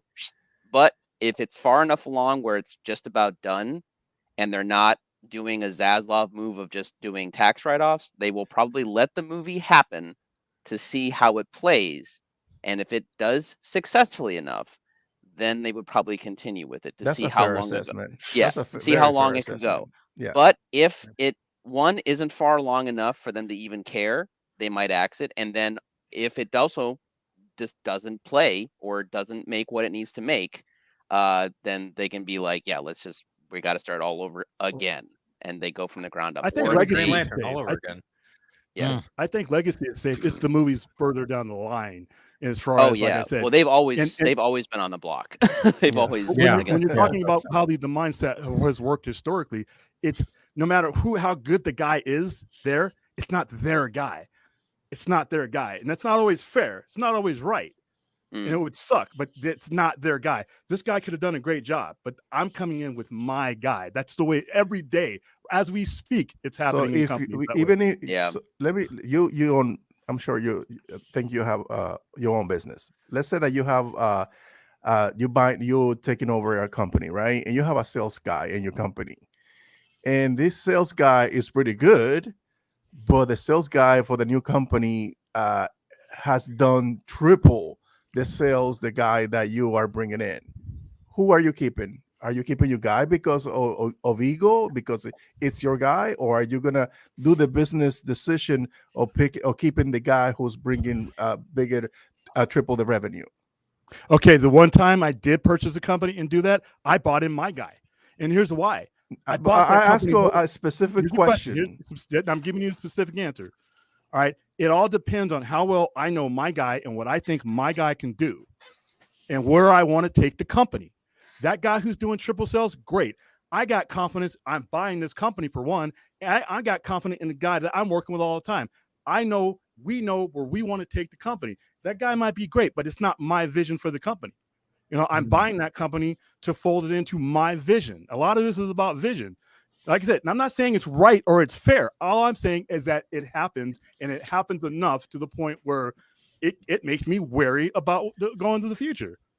And you know what I mean, to bring up another point too, is like, if I mean, it would be, again, I'm on the side of like, it'd be dumb to just like, if all this stuff is already like in the works. I mean, again, just the stuff that's in the works, like, Superman and everything like that. But I mean, yeah, if someone were to come along and be like, all right, we're gonna buy up Warner Brothers, and of course that's DC Studios and stuff like that, and there could be people in there, you know what, I don't like James Gunn, see you later, like what he was saying, he that could would suck. Okay, I'm not for that, by the way. I'm not for that.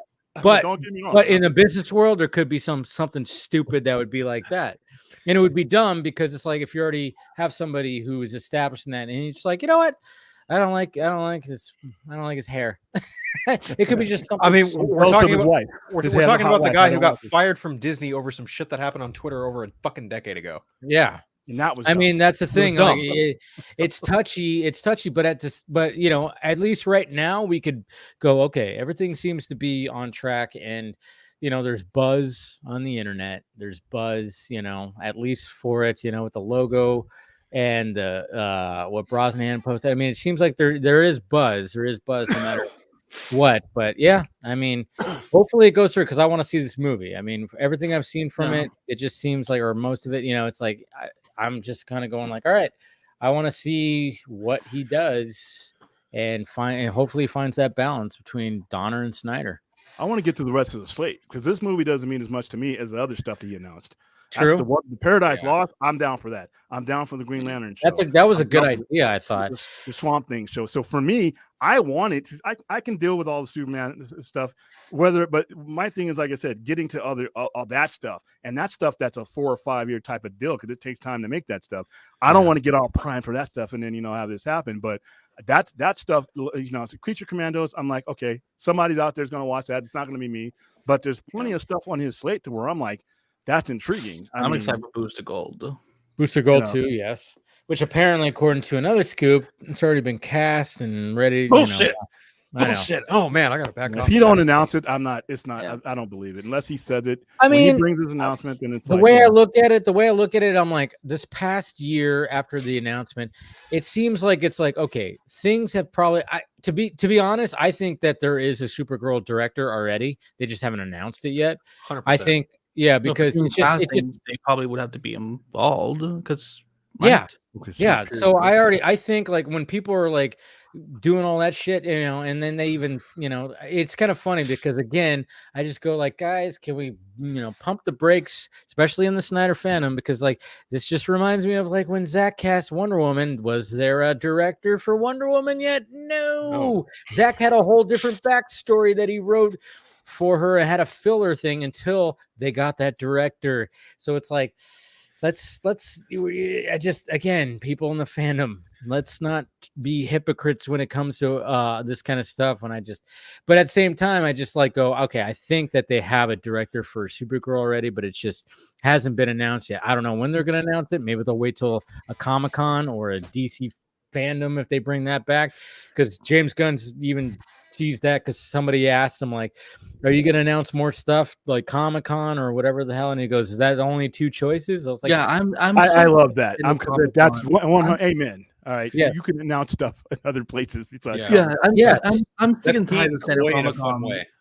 I'm sick and tired of San Diego Comic-Con being the only thing where it's like, you know what, like, I don't give 2 shits of having to wait all the way till July just so that we can find out what they say on Saturday on the holiday presentation. Like, there's other events, other ways to do it. Like, we. Have a I- live DC fandom. Well, they probably wouldn't do Yeah. that. No. Hey, how I about, I like personally said, love every Wednesday. DC fandom. I thought There that you was go. great, and I'd love to So did I. see that come First one. back. I love DC Yeah. Battle. It was fun. Yeah, the first one was good. The second one, not so much. But Yeah, the first one had, yeah. the first one had Zack Snyder's Justice League. It had the Batman trailer. Those things Right. just blew up. I mean, there was so much there. But they But could there do, was there. I was Yeah. gonna say there was even good. There was with that fandom. They even had the great segments in between where when Kevin Conroy was still alive, they had him and Will Friedle voicing Terry McGinnis, and they were watching clips of Batman '66. If Yeah. you guys can find that on the Yeah. internet, it's great. great. Sorry, I was gonna say Fantastic. it was No, it was well yeah. it was well made. Have stuff like that, I mean, now you don't have to, have segments for those CW shows. No, no, you don't. I knew you'd roll your eyes, Andy. I'm sorry. No, I mean, those are fun with some of them, not all of them, but some of them. Good. I'm not saying all of them were bad. I They're good. know, But it's like, I know. I knew that was going to cause you to roll your eyes. I had to do that. No, but I'm just saying, like they if they bring back at least my fandom- Flash was better than the shitty Flash movie. Yeah. But yeah, if they bring that back and just have concentrate on them on the product and concentrate on the movies specifically. Comics. Yeah, in the comics, the Jim Lee thing. everything. I remember they had Jim Lee involved. Everybody involved. Get Tom King. Get all the people involved. I also don't know how they're gonna do this whole. I mean, again, I don't buy it yet until they announce the title, but like this whole, we're connecting video games to this franchise. Yeah, I'll believe that when I see it. But possible. I will believe that when I see it. Has anyone heard anything about that Wonder Woman Monolith game and everything? Because I was talking to someone yesterday, and they were like, "There's a Wonder Woman game coming," and I'm just like, "Oh my god!" They teased it like 2 years ago, right, or something. The pressure on that game. The pressure on that game to not suck after Suicide Squad kills Justice League is I'm not even gonna buy it. I'm not even gonna buy it. And Gotham Knights, the game was so bad too. I'm just like, it's a disappointment is understating it. I haven't played the game. I've seen a lot of like clips and story beats for it, and it just, if you're a fan of the Arkham franchise, this shit is just going to metaphorically slap you in the face. Yeah. That's kind of where I'm at with that. I still watch this old YouTuber that's been around forever, Angry Joe, who does mainly video game reviews. Now, if he hates a game, the review is usually around a half an hour or so. His review for the Kill the Justice League was like over an hour. He went in depth. They must have loved it then. Oh yeah, no, it's the angriest I've seen Angry Joe in quite some time. Wow. Yeah, no, but I was literally talking to someone yesterday, and I was like, "Has there been any updates?" I started like Googling for 30 minutes. I'm like, "There's nothing." Yeah. It did so terribly that in terms of Steam, more players went back to playing Arkham Knight. It was 10 years old than were playing a game that a bad taste out of their mouth. Yeah, it was not pretty. It was not good. Sad. It But speaking of not pretty, I think this is a good way to transition to how are we feeling about that Crow? Oh, the Crow remake. I didn't like it when Jared Leto did it. How about no? Yeah. First thing, I really what, thought though? Jared was gonna come in. That was his dropping. Yeah. As a card carrying.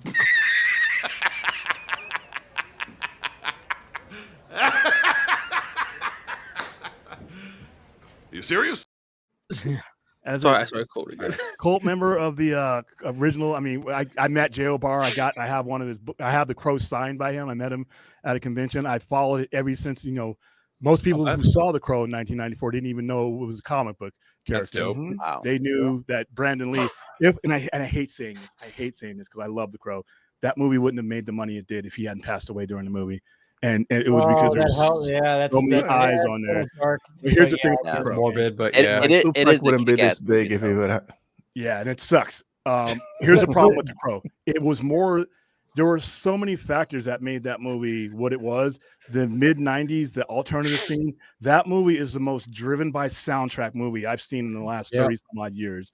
It puts STP back on the map, or not on the map. It made that second album Purple, but the Big Empty that was in the movie for 2 seconds in the background on a radio, but they used it to market it.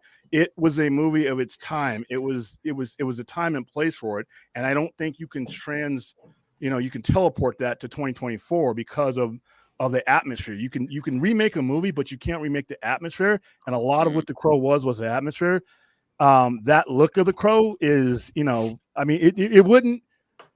The look that The Crow originally had wasn't anything that anybody who hadn't read the comic had seen. So the look is not what hurts it. I think it's the fact that it's The Crow. The biggest thing that this movie look a little bit. They'll look a little bit, I would say. Yeah. You know what's funny that Jason Momoa. Remember that Jason Momoa was going after this role. Jason Momoa, like 5 people had this role, didn't it? Like a bunch of people had this role. I'm sorry. What are we complaining about here? Nah, a lot of people are complaining about the look between the character, but I think that's not the biggest thing about The Crow that's going to hurt it is that it's The Crow. It's a remake of a movie that is 90% atmosphere. And we're not in that atmosphere anymore. But I just don't know if is it going to have that any? Because it's kind of crazy because like 2 or 3 weekends ago I watched The Crow because I hadn't seen it and it was a perfect setting. It was like 11:30. I was like, you know what? I haven't watched The Crow. It was raining here. Perfect. And I haven't watched it in a while. And I put it on and I was just going, God damn, they just really nailed the aesthetic in the atmosphere of this fucking world. And then I kept thinking, why did the Spawn movie not follow suit? Because this is what the Spawn movie should have been. And it's like, right. There's moments where they tried where it was like, maybe there was moments of that, but then it got too wrapped up in like just the traditional stupid 90s kind of like, hey, this is the way some kind of adventure should be. And then special effects and shit like that. But the only thing that's not accurate in The Crow, to be honest with you, is the rape and death scene. It was done differently in the comic book, but The Crow doesn't talk. Obviously, The Crow doesn't talk. In the comic book, he's there when they're getting killed, and she's getting raped, and he's telling them to turn away. We'll get them later. We'll get them later. And he talks to them throughout the whole thing. That's practicality that they didn't do it in the movie, and that's fine. Yeah, right, makes but sense. Wouldn't translate well. Yeah, they had a lot of liberties because no one knew what the character was. Yeah, no one knew what that character was. Is this that one movie that has been going through like development since like 2001 or something? They couldn't find a distributor for quite a while though. Yeah, a lot of people didn't want to touch it. Want to touch it. After the Wicked Prayer movie with Edward Furlong and Jason Boreanaz came out, or David Boreanaz, sorry. After that one came out and like nosedove that franchise into the fucking ground, people did not want to touch The Crow for the longest time. City of Angels wasn't bad. It's not bad. I didn't see the other ones, but City of Angels actually wasn't bad. Yeah. The problem with City of Angels and Stairway to Heaven is if once you get people to know what The Crow is and they start reading up on The Crow, those sequels don't make any sense. Right. And even then, like one Crow that looks like that. The general consensus is like the first film with Brandon Lee will never be topped. And every sequel that has followed it is typically, it just gets progressively worse, like atmospherically, generally, just critically. Like every other film that has followed the first film just gets genuinely more worse received. I'm personally kind of a fan of the third one, Salvation. I don't think Salvation's great, but it's not a fucking train wreck either. Now, Wicked Prayer, fuck, that movie is a hard watch. Is this Lionsgate's Madam Web basically? Is that what we're?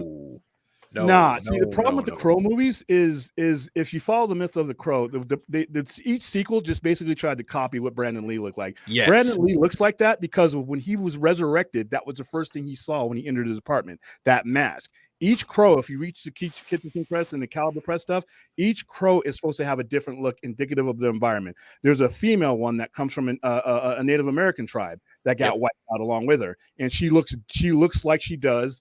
You know, she has Indian, she has a Native American makeup and everything else. Jason Momoa right there. This is his screen test for when he was gonna do The Crow. That's Jason Momoa. He looks perfect. Why? Yeah. And he plays guitar. Yeah. He looks perfect from 1994 though. That's the problem. Is like, can you pull this Crow off thing? Well, can you pull off this Crow now? sorry. Phil, did you want to go? I was just gonna say, if you're deliberately trying to do the comic book that J.L. Barr did, then I would Yeah, say then yeah. This is a comic. Yeah. Yes. Yeah, Yes, it a was one of comic. the great Oh. comics Yeah. of the late 80s, early 90s. Yeah. It was a very, very Okay. big independent comic, but yeah. Very much so. Yeah. Like Look, Dark brutal. Horse or what is Yeah, it? yeah, it's a comic book series. You can get it collected now. It's easy to find. You I can get think. you can get the collected edition for about $20. Yep. I got it a few years ago. It's good. It's a good read. It's dark, but it's good. Dark.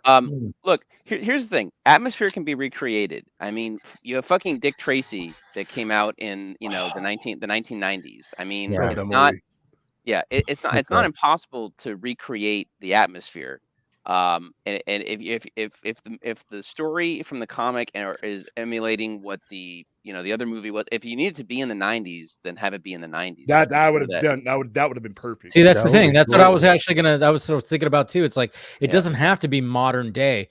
Put it back into those the grunge years of the '90s in Yep. Detroit, and just have it like that again, and try to just capture that aesthetic. Because, just seeing some of these images, and then they're like, oh, we're gonna do something Well, have different. they It's gonna have- said this is modern time, or we It is assume modern. It's a modern it is take. Okay. Okay, It's like well, Red if it's Dawn. modern day, then that movie's already going Yeah, to it's have. toast. I know a he's lot gonna of be like problems. emo punk, fucking. I don't know. Machine rock Gun star. Kelly. He looks like Yeah. Anthony Kiedis in some way. Yeah. No But- Kinda looks like- Crow Cinematic Universe here.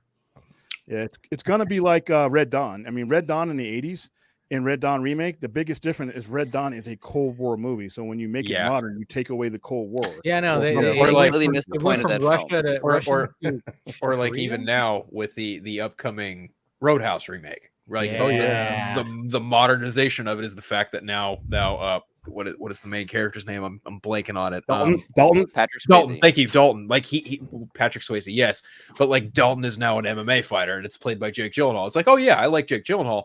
Why the fuck is Dalton a fucking MMA fighter? Like I get it. That's the modern spin because most fighters today are into mixed martial arts, UFC. That's the big grab. But You Tom Mark McGregor's Van in it though. That's gonna be fun. Oh, That's what's gonna sell the movie, though. Yeah. I mean, I'll give that, but Yeah. to me, it's just like Jake Gyllenhaal is such a nutcase that it's like he just took on the movie just to be like, you know what, I'm gonna do like most of my own stunts. I'm gonna do all my fighting. I'm gonna get crazy shit. I'm gonna get obsessed with this movie because that's what he does, and he's done that. Like what was Southpaw? Southpaw. He got Yeah. obsessed Yeah, doing Southpaw, that. yeah. And it's just like he just seems like when he could fall so into the character where it's like, where he's transforming his body, where he's training every day.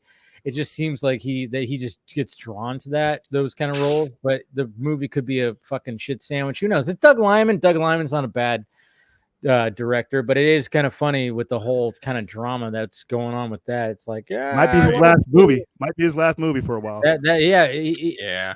If the deal was, hey, it was, and Jake Gyllenhaal came out and said, hey, the deal was always to be on Prime. So he And said that now Doug Liman lied. is now saying like, what the fuck? It's supposed to be streaming and Prime.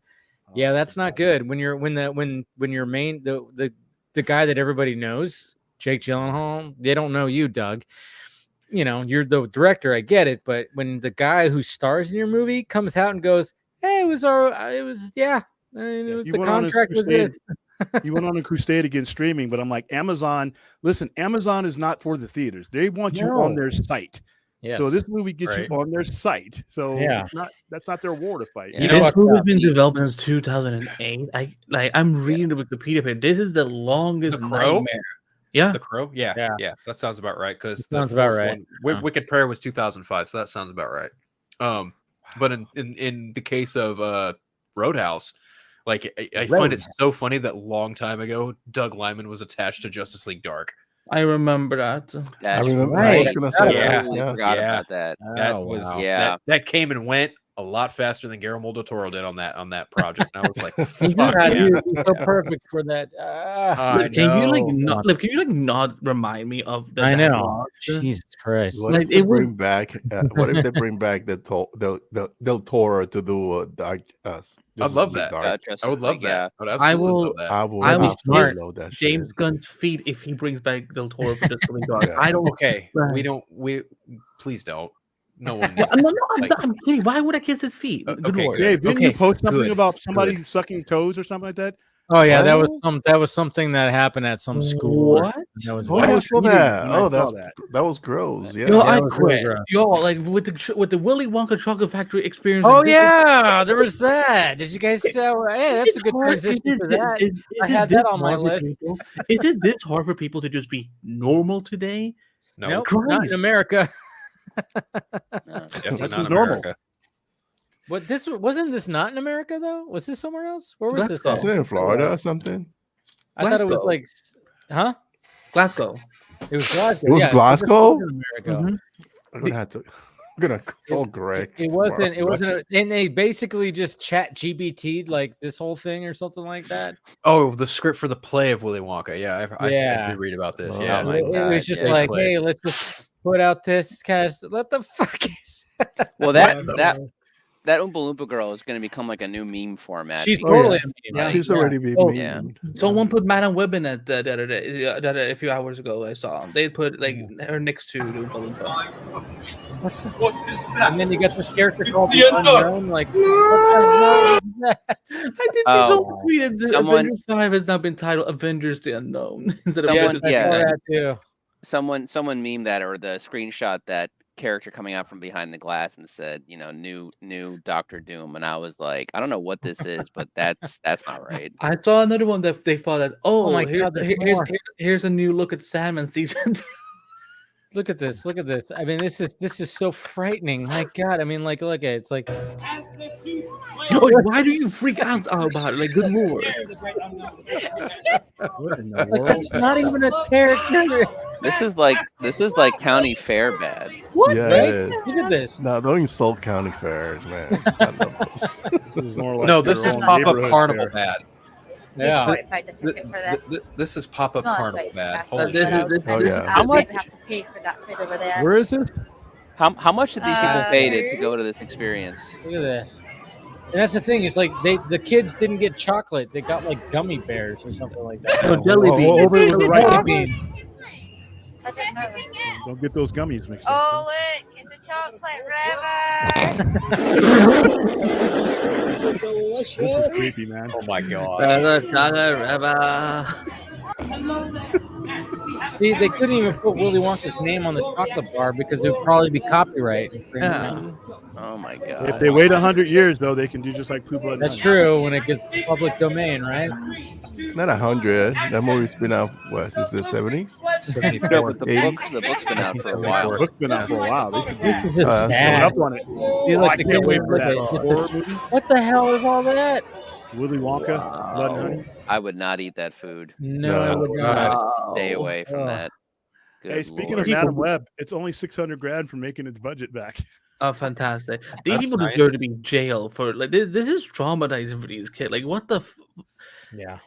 This just like this feels like they knew this was gonna be bad. They just wanted to go viral for it. Like, I hope that this has to be like we're all being punked. They No, knew it's a it- okay, contract I remember thing. that show. If So they don't are do we- anything with his characters, they lose their rights. They have. I'm talking about this whole Wonka experience. I don't talk Oh, Yeah, I'm no. sorry. I'm sorry. I'm But sorry. wait, sorry. but no, but see, that's what I'm saying. And the way Andy phrased it, he could have been easily talking about Madam Web or the Wonka exhibit. They both pretty much, were the same thing. Oh in no, many ways. no! That I'm not allowed to talk about Sydney Sweeney and Dakota Johnson like that. Oh.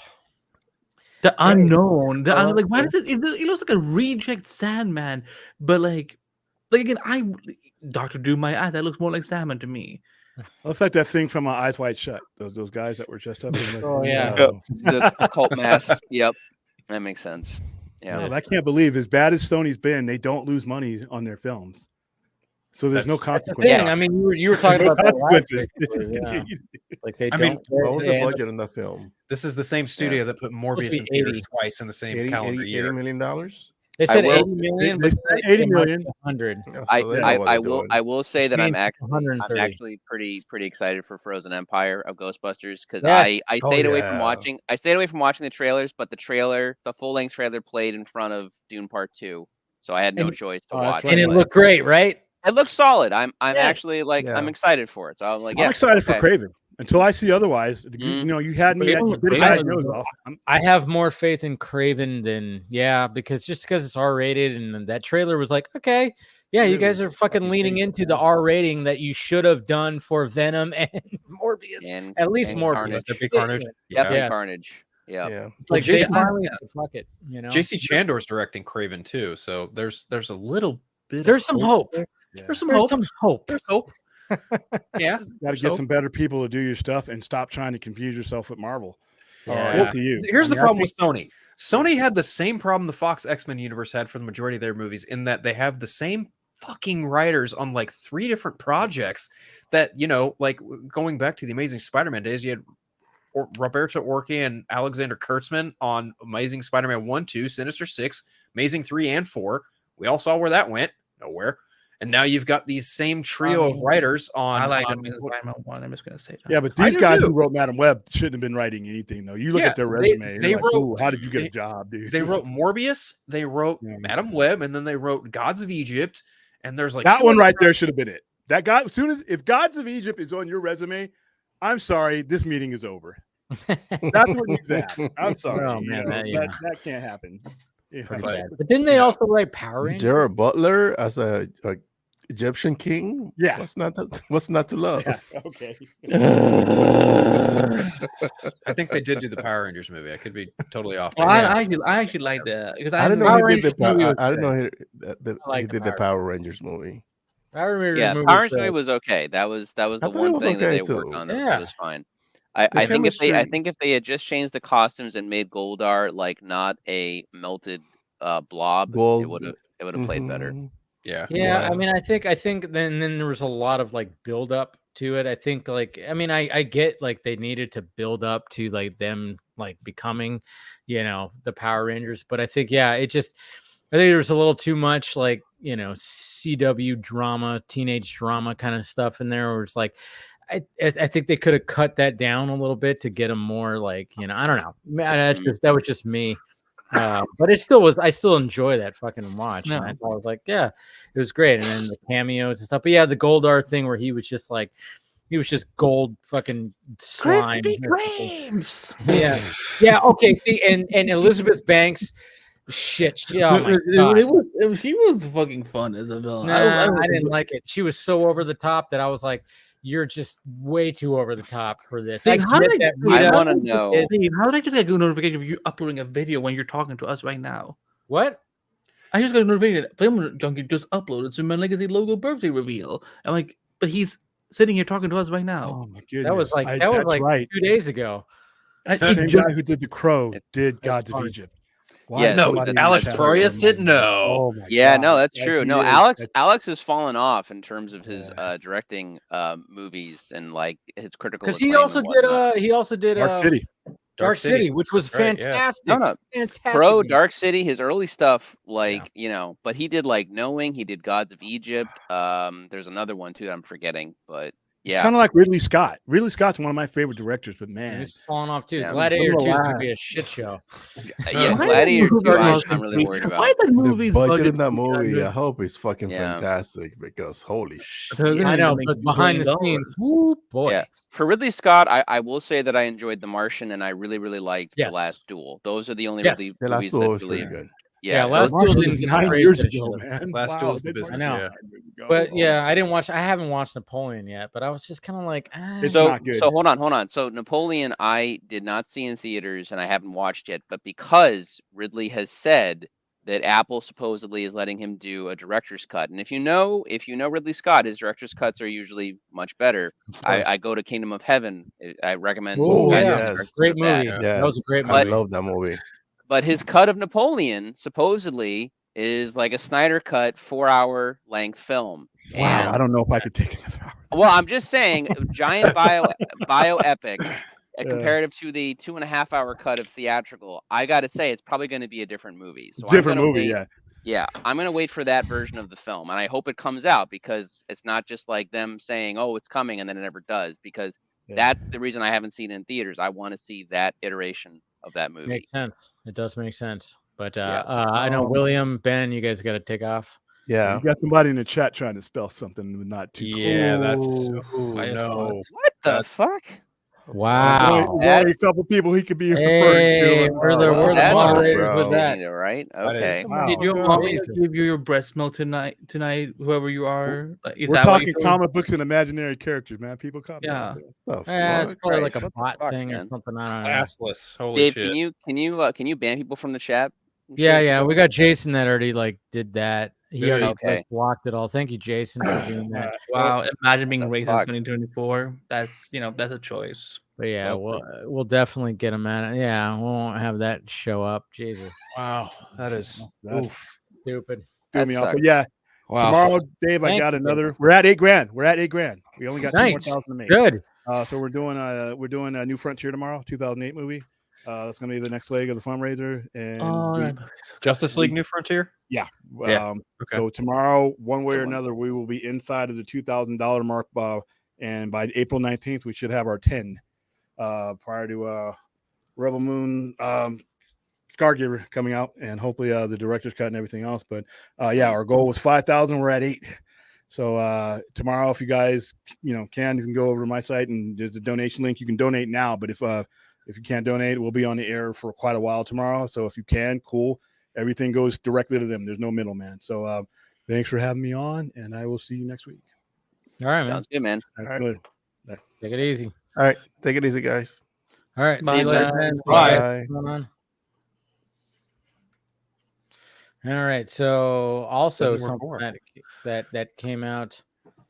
That came out too was something news? that's gonna be that was teased for next year too, and that is Pokemon Legends AZ? Or yes, ZA? Jared Leto's ass. Jared Leto's. Oh ass. yeah, this. I saw this. Oh yeah. Yeah. I Tron Eris. Yeah. I will reserve my opinions on this until I know what the fuck it actually is, because if this is just another retread of Tron, I'm Uh-huh. like, okay. Because look, I know they are not perfect movies, but I love the original Tron and I love Legacy. I saw Yeah. Legacy probably 3 times in theaters, and I didn't even have access to IMAX at that time. So like I love that movie. So I hope this is a continuation, if that's the case. But if it's terrible, I hope it's not a continuation. So I'll leave it at that. But like, but I really would love to see what's happened to to Kevin Flynn, Yeah. to his son, to Cora. I want to know what's been going on, and I hope. I mean, now he's much bigger, especially after Oppenheimer. But Cillian Murphy is in Tron Legacy, and he is Yeah. the son of the enemy of the first one. So Oh wow. Yeah. I'm just happy he's what's getting that Disney check. I don't care if this movie wins or flops. I'm just happy he's getting Disney check. yeah. Getting a But- Disney check. Yeah. But I want another good Tron movie. So I want to know what like Red is usually associated with evil as well as Master Control. So I Yeah. want to know what the fuck is going on here. I know Jared Leto is a weird dude, but if you give him the right role and you let him and you give him good direction, Well, he's going great. back to Blade Runner, I mean, Yeah. his character in Blade Runner Dude, was fucking amazing. creepy, amazing, and just the way Right. that he talked and his eyes and everything. Jesus Yeah. Christ, he was Not great. even Blade Runner. Look at the studio squad and look at the Yeah. 5 minutes he has at the end of the Snyder cut. Day and fucking night. Studio That's squad. Joker at the end of Snyder cut. Dude, You there was know? even, that movie with Denzel that came out at the beginning of the. I mean, like, remember when they were doing the day and date thing? I forgot what that movie was called. Oh but he was yeah. Denzel in the movie, What's that called? and he played that creepy dude. Like, he fucking nailed that. I mean, it was just like, how do you make that pretty guy, because he's a pretty man? You made him Yeah. ugly, and he went so above and beyond. It was like, even like his walk was all weird. Like like when he was walking as that character, it was all fucking funky and weird. And Yeah. that was even a good movie. Small movie, didn't go anywhere. Nobody talks about it, but I forgot what that movie was called. The little things, I think. Something like that. Yeah, That the sounds little familiar. things. Yeah. It came out like that was when it was like the day and date thing. It was like came out in like January. I remember watching it at my friend's That's house. right. It came and went. Yeah. It just came and went but it was actually a pretty damn good movie. Like, it was a good Yeah. little thriller. It was nothing, extravagant, but he played a fucking creepo, man. Yeah, Like, the little things. That's what it's called. the little things. Yeah. Yeah. Okay. And then he's going opposite of Denzel.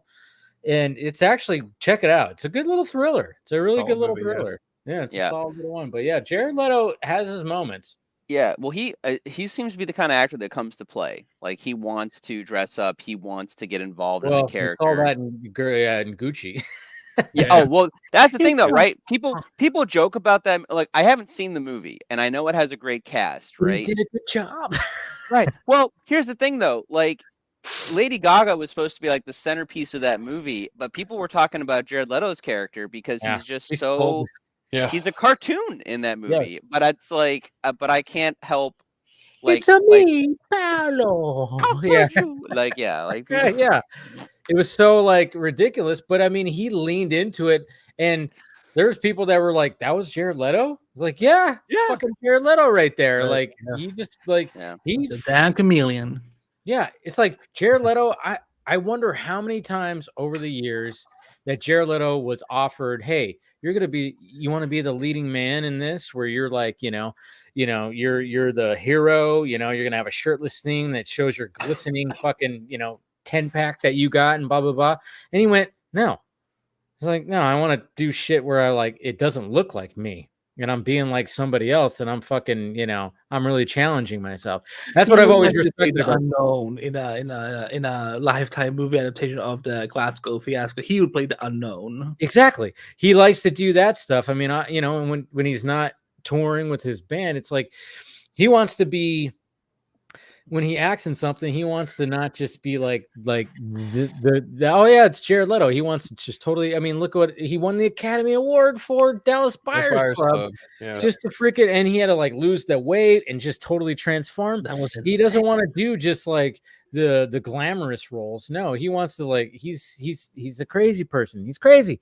And he Yeah. wants to just like change himself big time, and it's awesome. I love that about him. That's what I love about him. Is like, I mean, I still wouldn't recommend sending rats to your cast members. no, Yeah. if that's all true, I mean, it probably is. I've heard differing accounts that it was like partly made up. Some of it's based in truth. He definitely gets too method sometimes, but also Yeah. you're doing the Joker, so it's like, listen, if someone was like, we need to bring Daniel Day-Lewis out of retirement, I'd be like, great. Like he's gonna play the Joker. I'd be like, don't do it.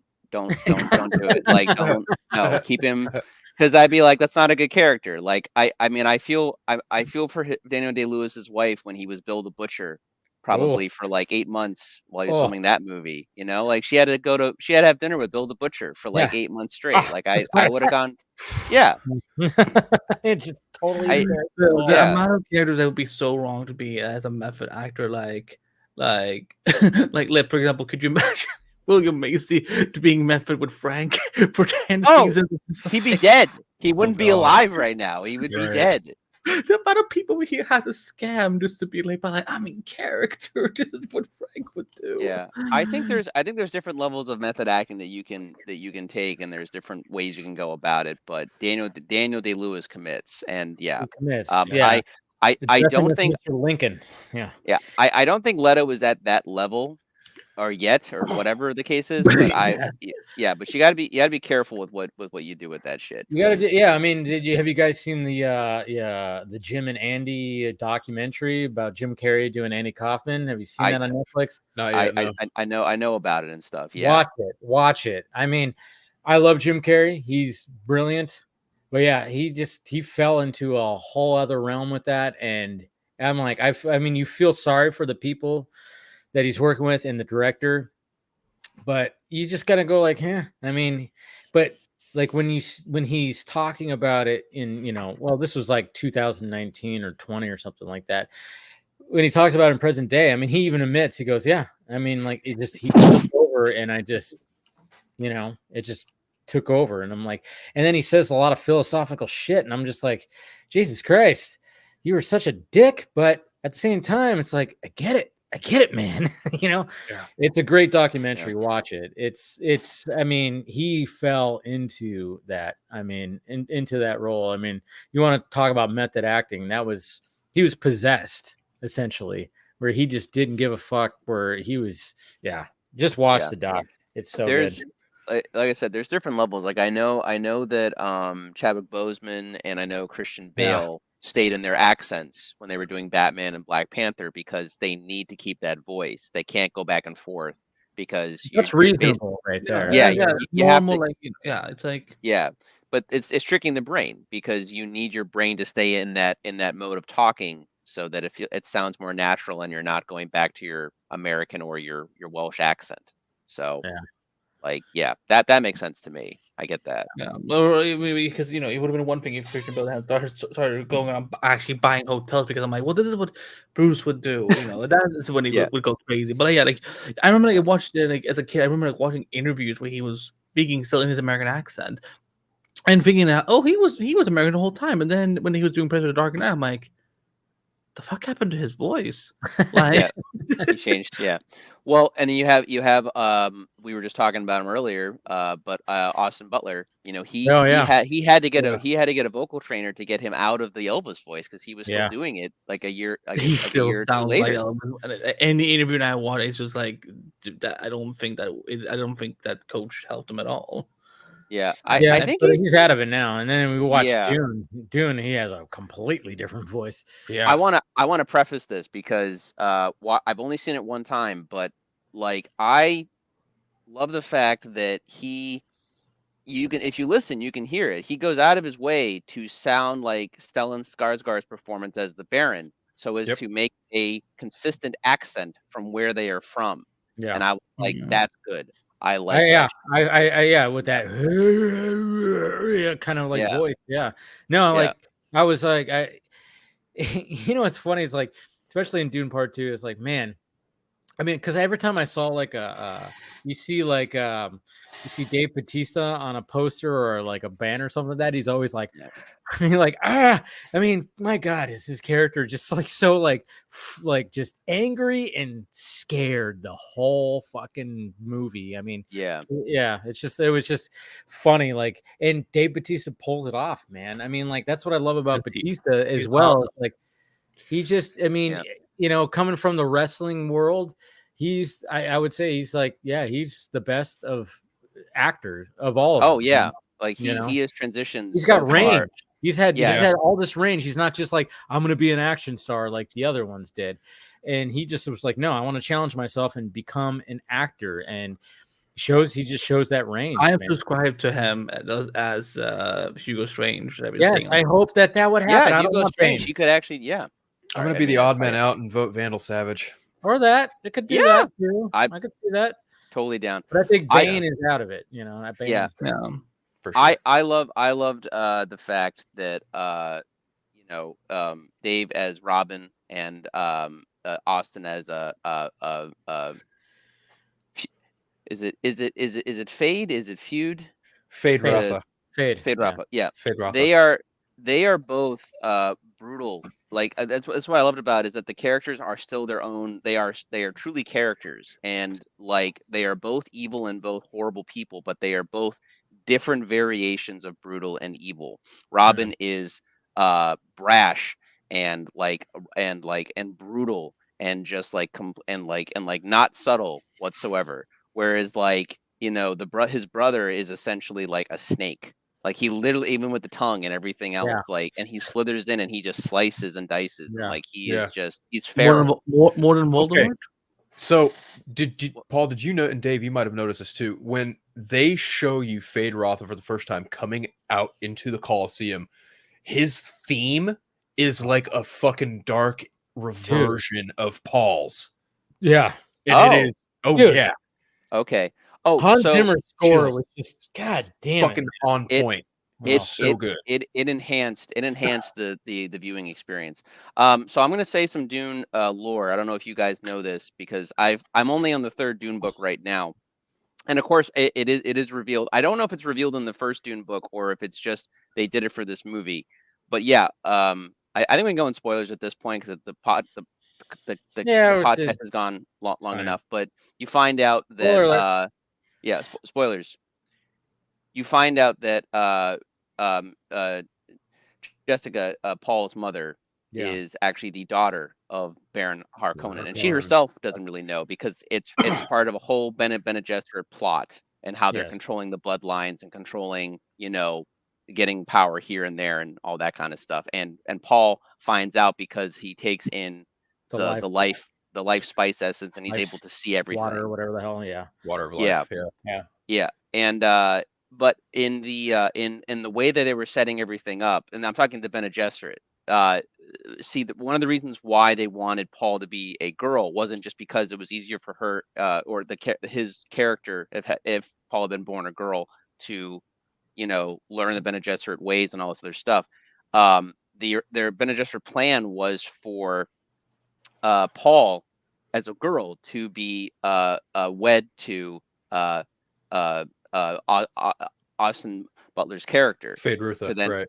Yeah, to then make another line. And again, I think it's different in the book, but that's why I think too under the Bene Gesserit goes and seduces him and gains a child there, because all they are is plotting the bloodlines and everything. Yep.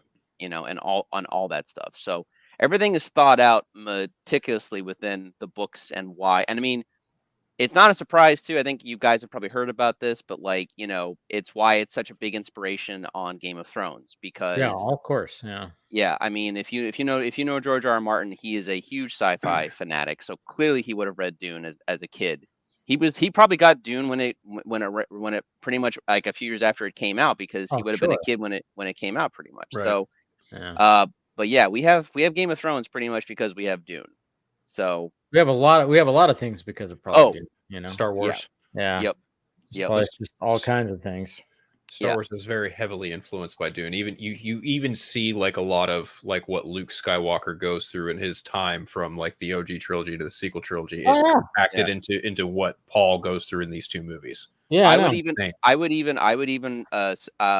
in lining them up, I would even confer to that Paul is more in line with Darth Vader, and that Luke is more in line with Duke Leto II. More like Anakin. There you go. Yeah. Well said. Yeah, it's more Anakin. Yeah, you're right. Yeah. Yeah. Well, that's why. Well, that's the thing though too, is like when people complain, I don't want to go to the South. I can't go to the South. Like, when people complain about the prequels, and believe me, there's reason to complain about the Star Wars prequels, but when they were saying why is Vader now the chosen one? Why are we getting more into the politics? Is because that was Lucas leaning more into Dune. He was like, well, I took this from Dune. Now I want to take this from Dune as well. No, it's because George Lucas went woke. He went woke. No. Okay. I'm not a massive Star Wars fan. I don't care. I mean, I just watch them.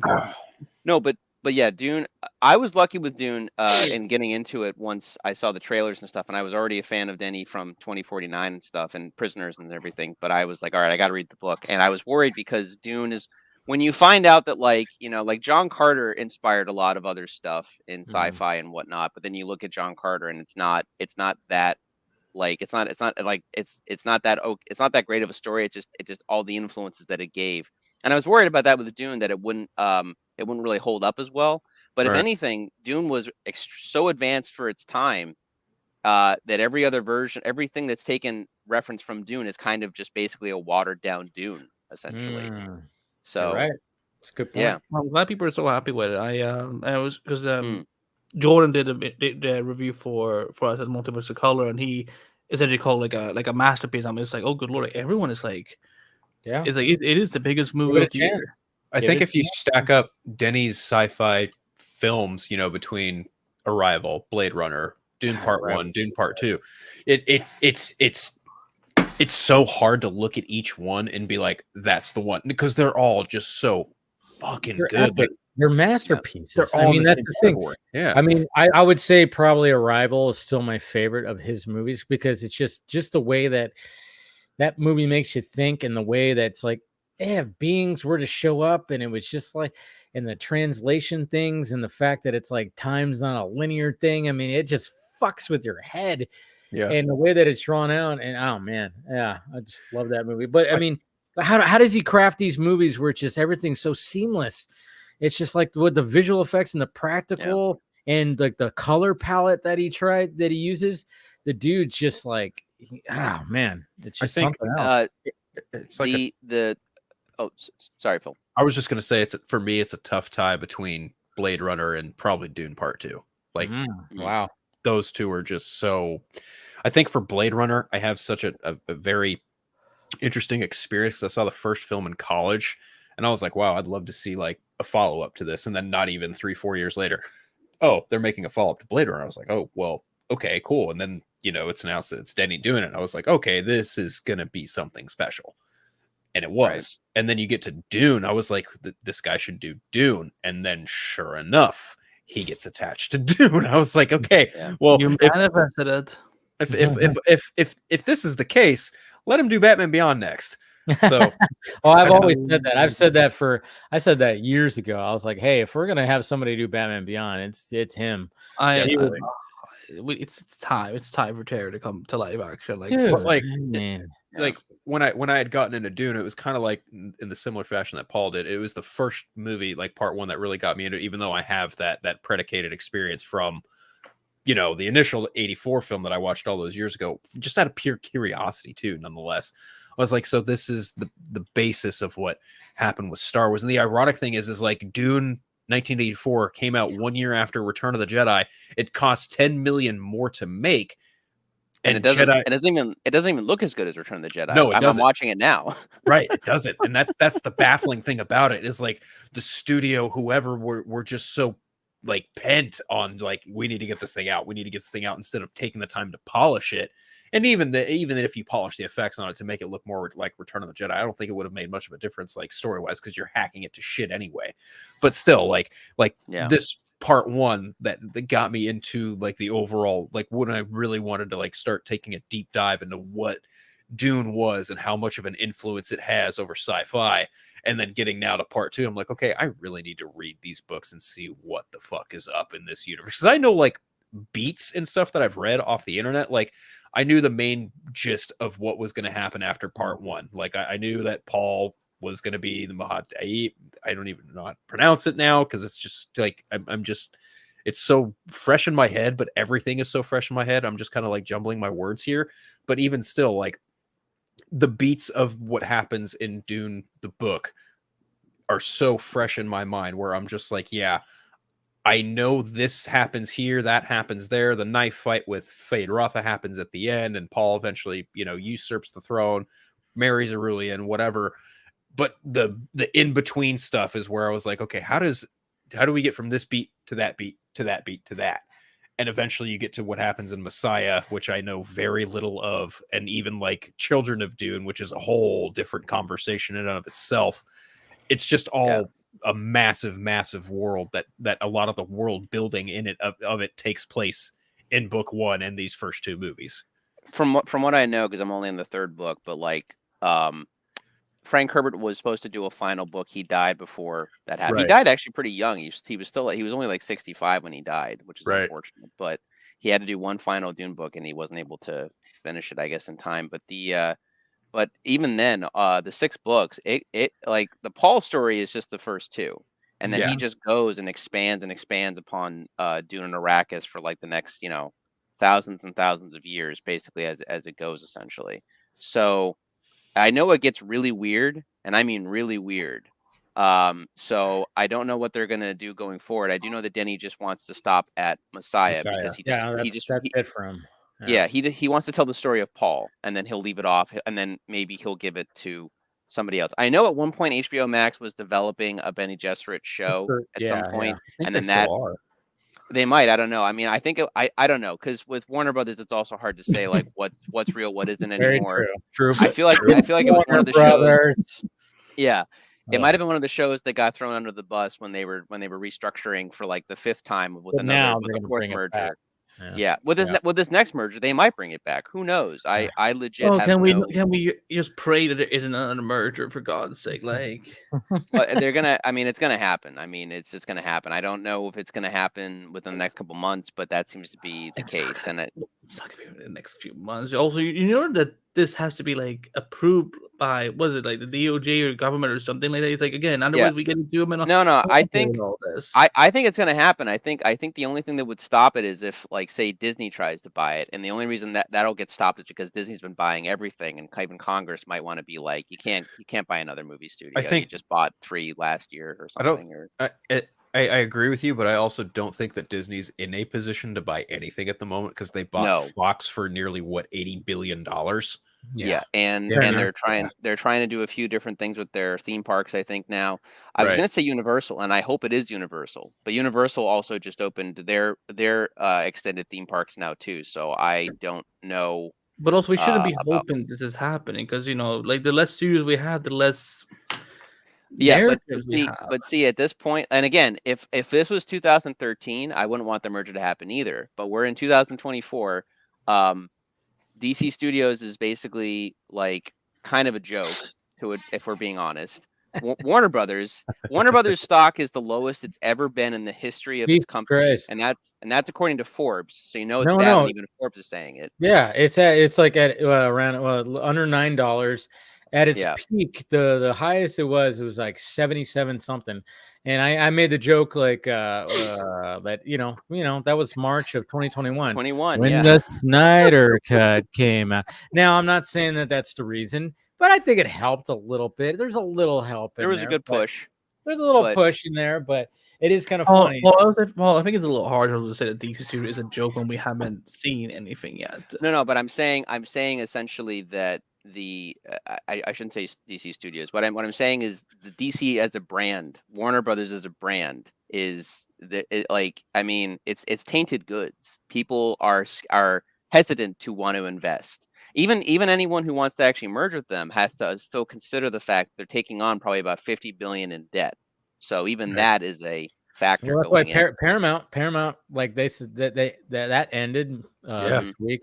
There's Very no more quickly. Paramount stuff. I mean, I know we were talking about it, and Ben brought up Microsoft because I was like, that's what I was hearing. I was like, what if Microsoft got into the game? And I was like, that would be interesting too. Other than that, it's like, who knows what's going to be happening when it comes to like these companies merging, specifically like companies buying out one another, when it comes like specifically to things like Warner Brothers, Disney, or even like a Paramount or a Universal, it's got to be one of the big whale of a company. It's got to be an Apple, an Amazon, a Google, or a Microsoft at this point, who would have the capital and cash flow and immediate like liquidity to buy these companies, if not the companies themselves, even just some of the IPs. And I think for Warner Brothers, Comcast, they own Universal, but you could easily see a situation where Comcast would be like, that DC IP doesn't look too bad. How much you want to give for it, WB? And David Zaza would be like, here you go, maybe. I'm going to go retire on an island. And then he just runs away on a helicopter. Right. You do what James Gunn. I don't like the guy. Yeah. I just hired him just to make DC Studios, here you go. But Phil and I were discussing, I think Universal has the most to gain because Comcast has the capital to, deal with the debt and get the IP. But more to the point is it's a good idea in the long run because Universal can make room and do a DC world. They can benefit from that, and they can also advertise the DC characters. They don't even necessarily need to be. Oh, they could do DC fandom in person. Yeah, I mean they could do that. I mean they could stream it. Even merging the companies' logos wouldn't even be like. I'm not saying they have to, but even if they did, they could Warner do Brothers Universal. Yeah, exactly. You could even have it where the Earth logo pops up, and instead of it's like the actual WB logo coming over the Earth. Like, I mean, that'd be hilarious. But I mean, you technically could probably do it, and people be like, okay, and then that. I mean, we've talked so much about money tonight. I'm so tired. I'm sorry. That, like, even if Universal did something like that, they'd also have a lot to gain as far as theme parks go. Because look at how many Six Flags, like Paul and I were talking about this, as he mentioned, like there's a Six Flags Vallejo. Imagine the more they could expand if they wanted to by adding some Universal slots to that if they really wanted to. You imagine going to Universal Studios and you have some kind of DC world in there. The Hall of Doom, the Hall of Justice, Watchtower. But they have to make it better than like they have to make it better than what Six Flags has. Which means they have to make it better than whatever, because they still have Marvel stuff there. And I'm not gonna lie to you, I've been to the Universal Marvel section and I've been to Six Flags DC, and it is like verbatim the same exact thing except change out the characters. Like I mean, it's fun, but it's low rent, like compared to what Disney's now doing with like the Marvel characters over at their parks. So you need to do something that's gonna match Disney, like without like without even thinking about it. And We could taking have it to Star Labs and the Bat Cave. We could I have. mean, sure. I mean, the good The thing about the Fortress comic of book though, Solitude. yeah, Oh, you have bare minimum so much comic book reference that you can use. You don't have it to you don't have to make it look exactly like the movies, but you have something that's in a crystal fortress. You Yep. have crystal figures of the Jarell and is it Kara Laura. Karazoel or No, that's Laura. no, that's Laura. That's Laura. Larvano. Kara is his Yeah. cousin. That's right. So, but have them holding up a thing of Krypton in the middle there, and like having like access to all of these things. You can have the crypt the alien zoo. You go to the Bat Cave. You have the big dinosaur and the giant penny. You Yeah. have a Yeah. and you can even have a Bat Cave that has multiple entrances. You can have one that's a bookcase sliding poles, or you can have Whenever, one right, that's right. in the back of a clock tower. Teen Titans A Tower. section of Wayne Manor too. Yeah. Yeah. Yeah. Oa. There's so much that you could and that's just Metropolis and Gotham. That's not even counting Central City or Oh my! Star Oh, City, the amount of Flash stuff I would fucking. Coast City. Coast City, exactly. Right. Yeah. And We have all of it. you could even incorporate into Coast City that it's been rebuilt with the help of Hal Jordan and the Green Lantern Corps to tie into the comic books. Like Right. there's You could have so O- much. You could have Oa there. Yeah. And not even that. Every city you go to sells certain merchandise. So if you go to Coast City, you get Green Lantern. You go to Central City, you get Flash merch. You go to Metropolis, you get Superman merch, Gotham, Batman, so on and so on and so on. Like it writes itself. Themyscira. Yeah. Imagine having Themyscira, like Yeah, they can have a Across the lake. Themyscira Yeah. fucking place too. yeah. Oh, and they could even make a whole fucking controversy about it because Themyscira only girls can go to it. Like that would be ridiculous. But like maybe on Saturdays guys can go there, Oh my like and but only on Saturdays. But because- what do you- No, because Yeah. because that's what's gonna happen then. Because then Grace Randolph's gonna be reporting from the scene, be like, "Well, No. look at what But about any- you going in?" But any bad publicity is good publicity, and it would be a change of pace. Like I'm just saying, just like the Dune bucket, you could have fun with that. Like Yeah. that'd be fun, I think. But Jeez. yeah, like it's right there. It's right there if Comcast Okay. wants to go out It's and grab right it. there, Comcast. Listen to Paul. I think this is a good spot to end the stream. Sorry. No, it's okay. No, you. We can have Zack Snyder's Flying Fox from the Snyder Cut. No, but go- like I that's I'd be actually like down for that. that's like Yeah. I said I actually would want to go on to. Same. Yeah. I thought the name was silly. I don't know why it was called the Flying Fox, but I was like, hey, the ship looks cool.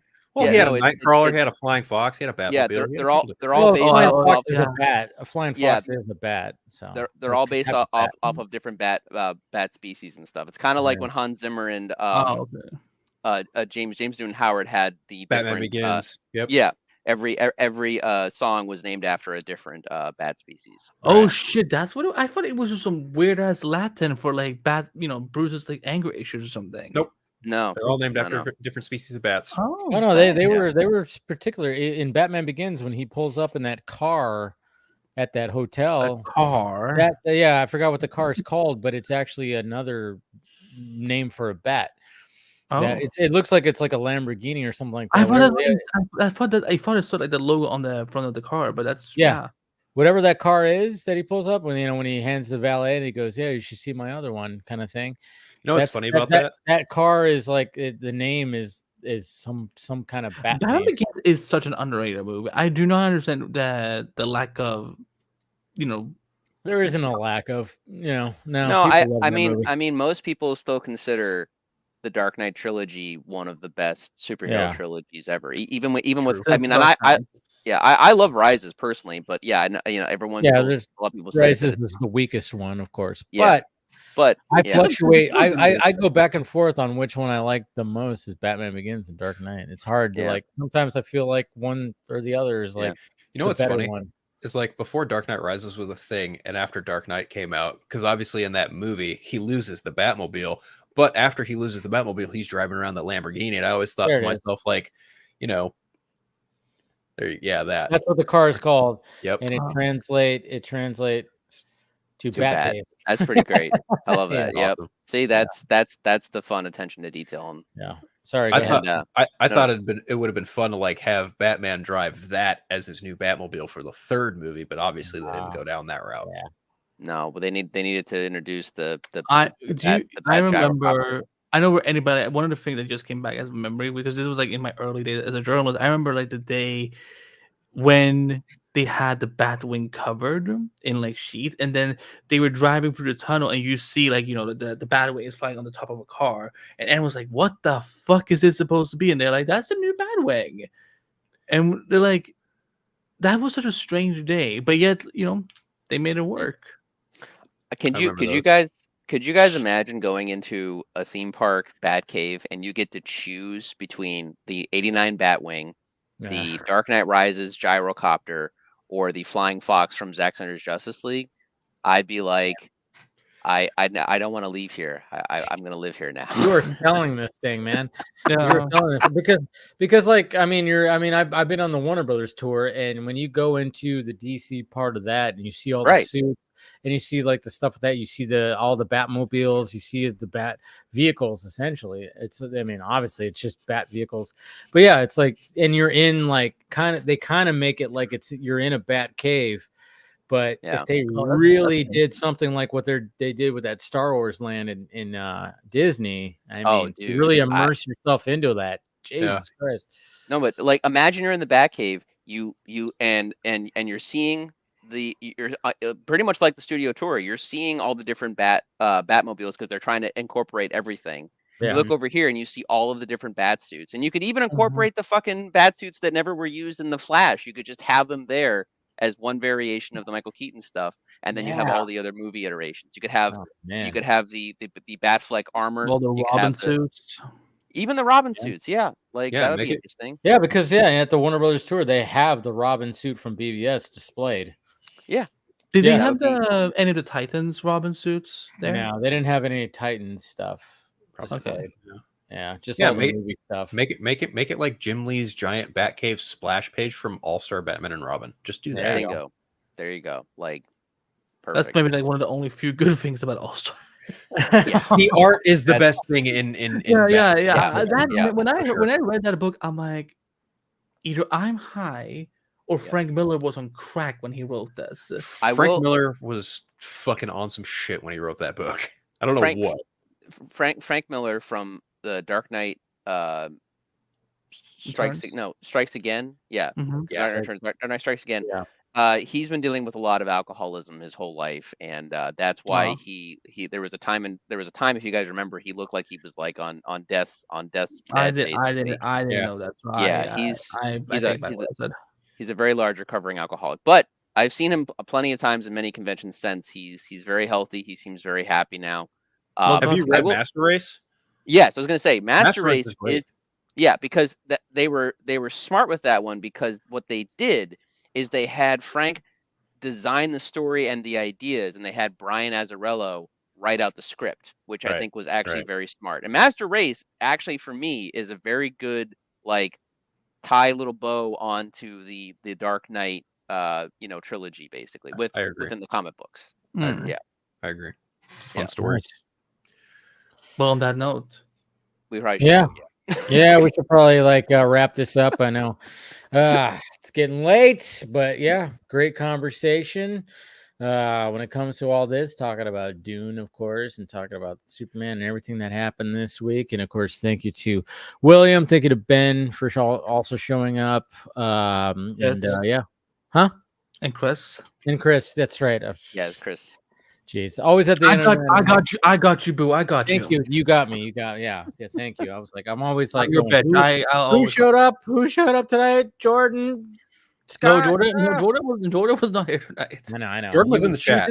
He was in the chat. No, he was. I know. He's visiting his mom. So yeah, I asked him if he wanted to show up and stuff. But anyways, we'll go around the horn and go ahead and plug away, Andy. Well, I'm glad to be back. It's been too long. You can find me at Anivite on literally every social media page, because God knows how long Twitter will stay up. You can find all my work at Screen Rant, Multiverse of Color, and for those who saw today, I announced my my next little podcast adventure. The showrunner was I haven't said it out loud on any live shows. It's so weird. I've had to keep the name on DL for so long, but it's a new show from Multiverse of Color that will be going, exploring what it's like to be a showrunner. And the first episode dropped on March 20th. So, and I've already recorded over 10, and more are being recorded already. So tune in if you love television. Is all I'm going to say. There it is. All right, Phil.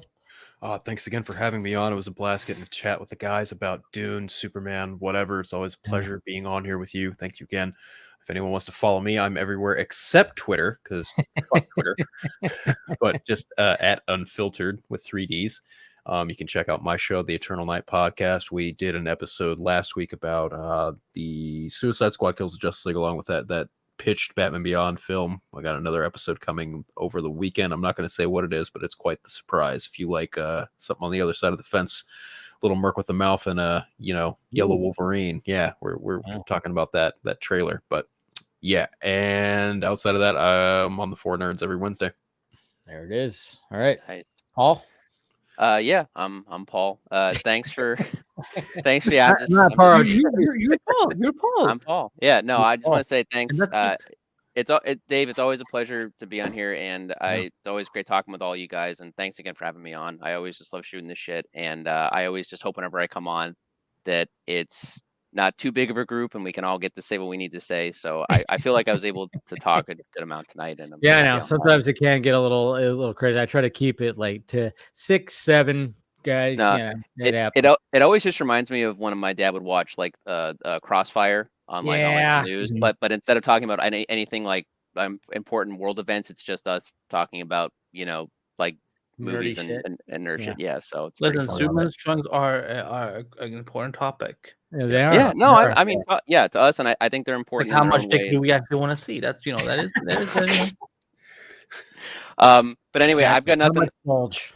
I'm just saying I've got nothing to promote, as you guys know. I'm just here for the fun. But you guys can always find me at pmickey1988 on Instagram, and you can find me at Paul Panhook on Vero. I'm always on, and always, just message if you guys want to say hey. So there it is. All right, guys, we appreciate you watching, and again, thank you to Chris, Ben, and William, and thank you to Andy, Phil, and Paul. And follow on all the stuff; it's all down below and everything. We will talk to you guys later.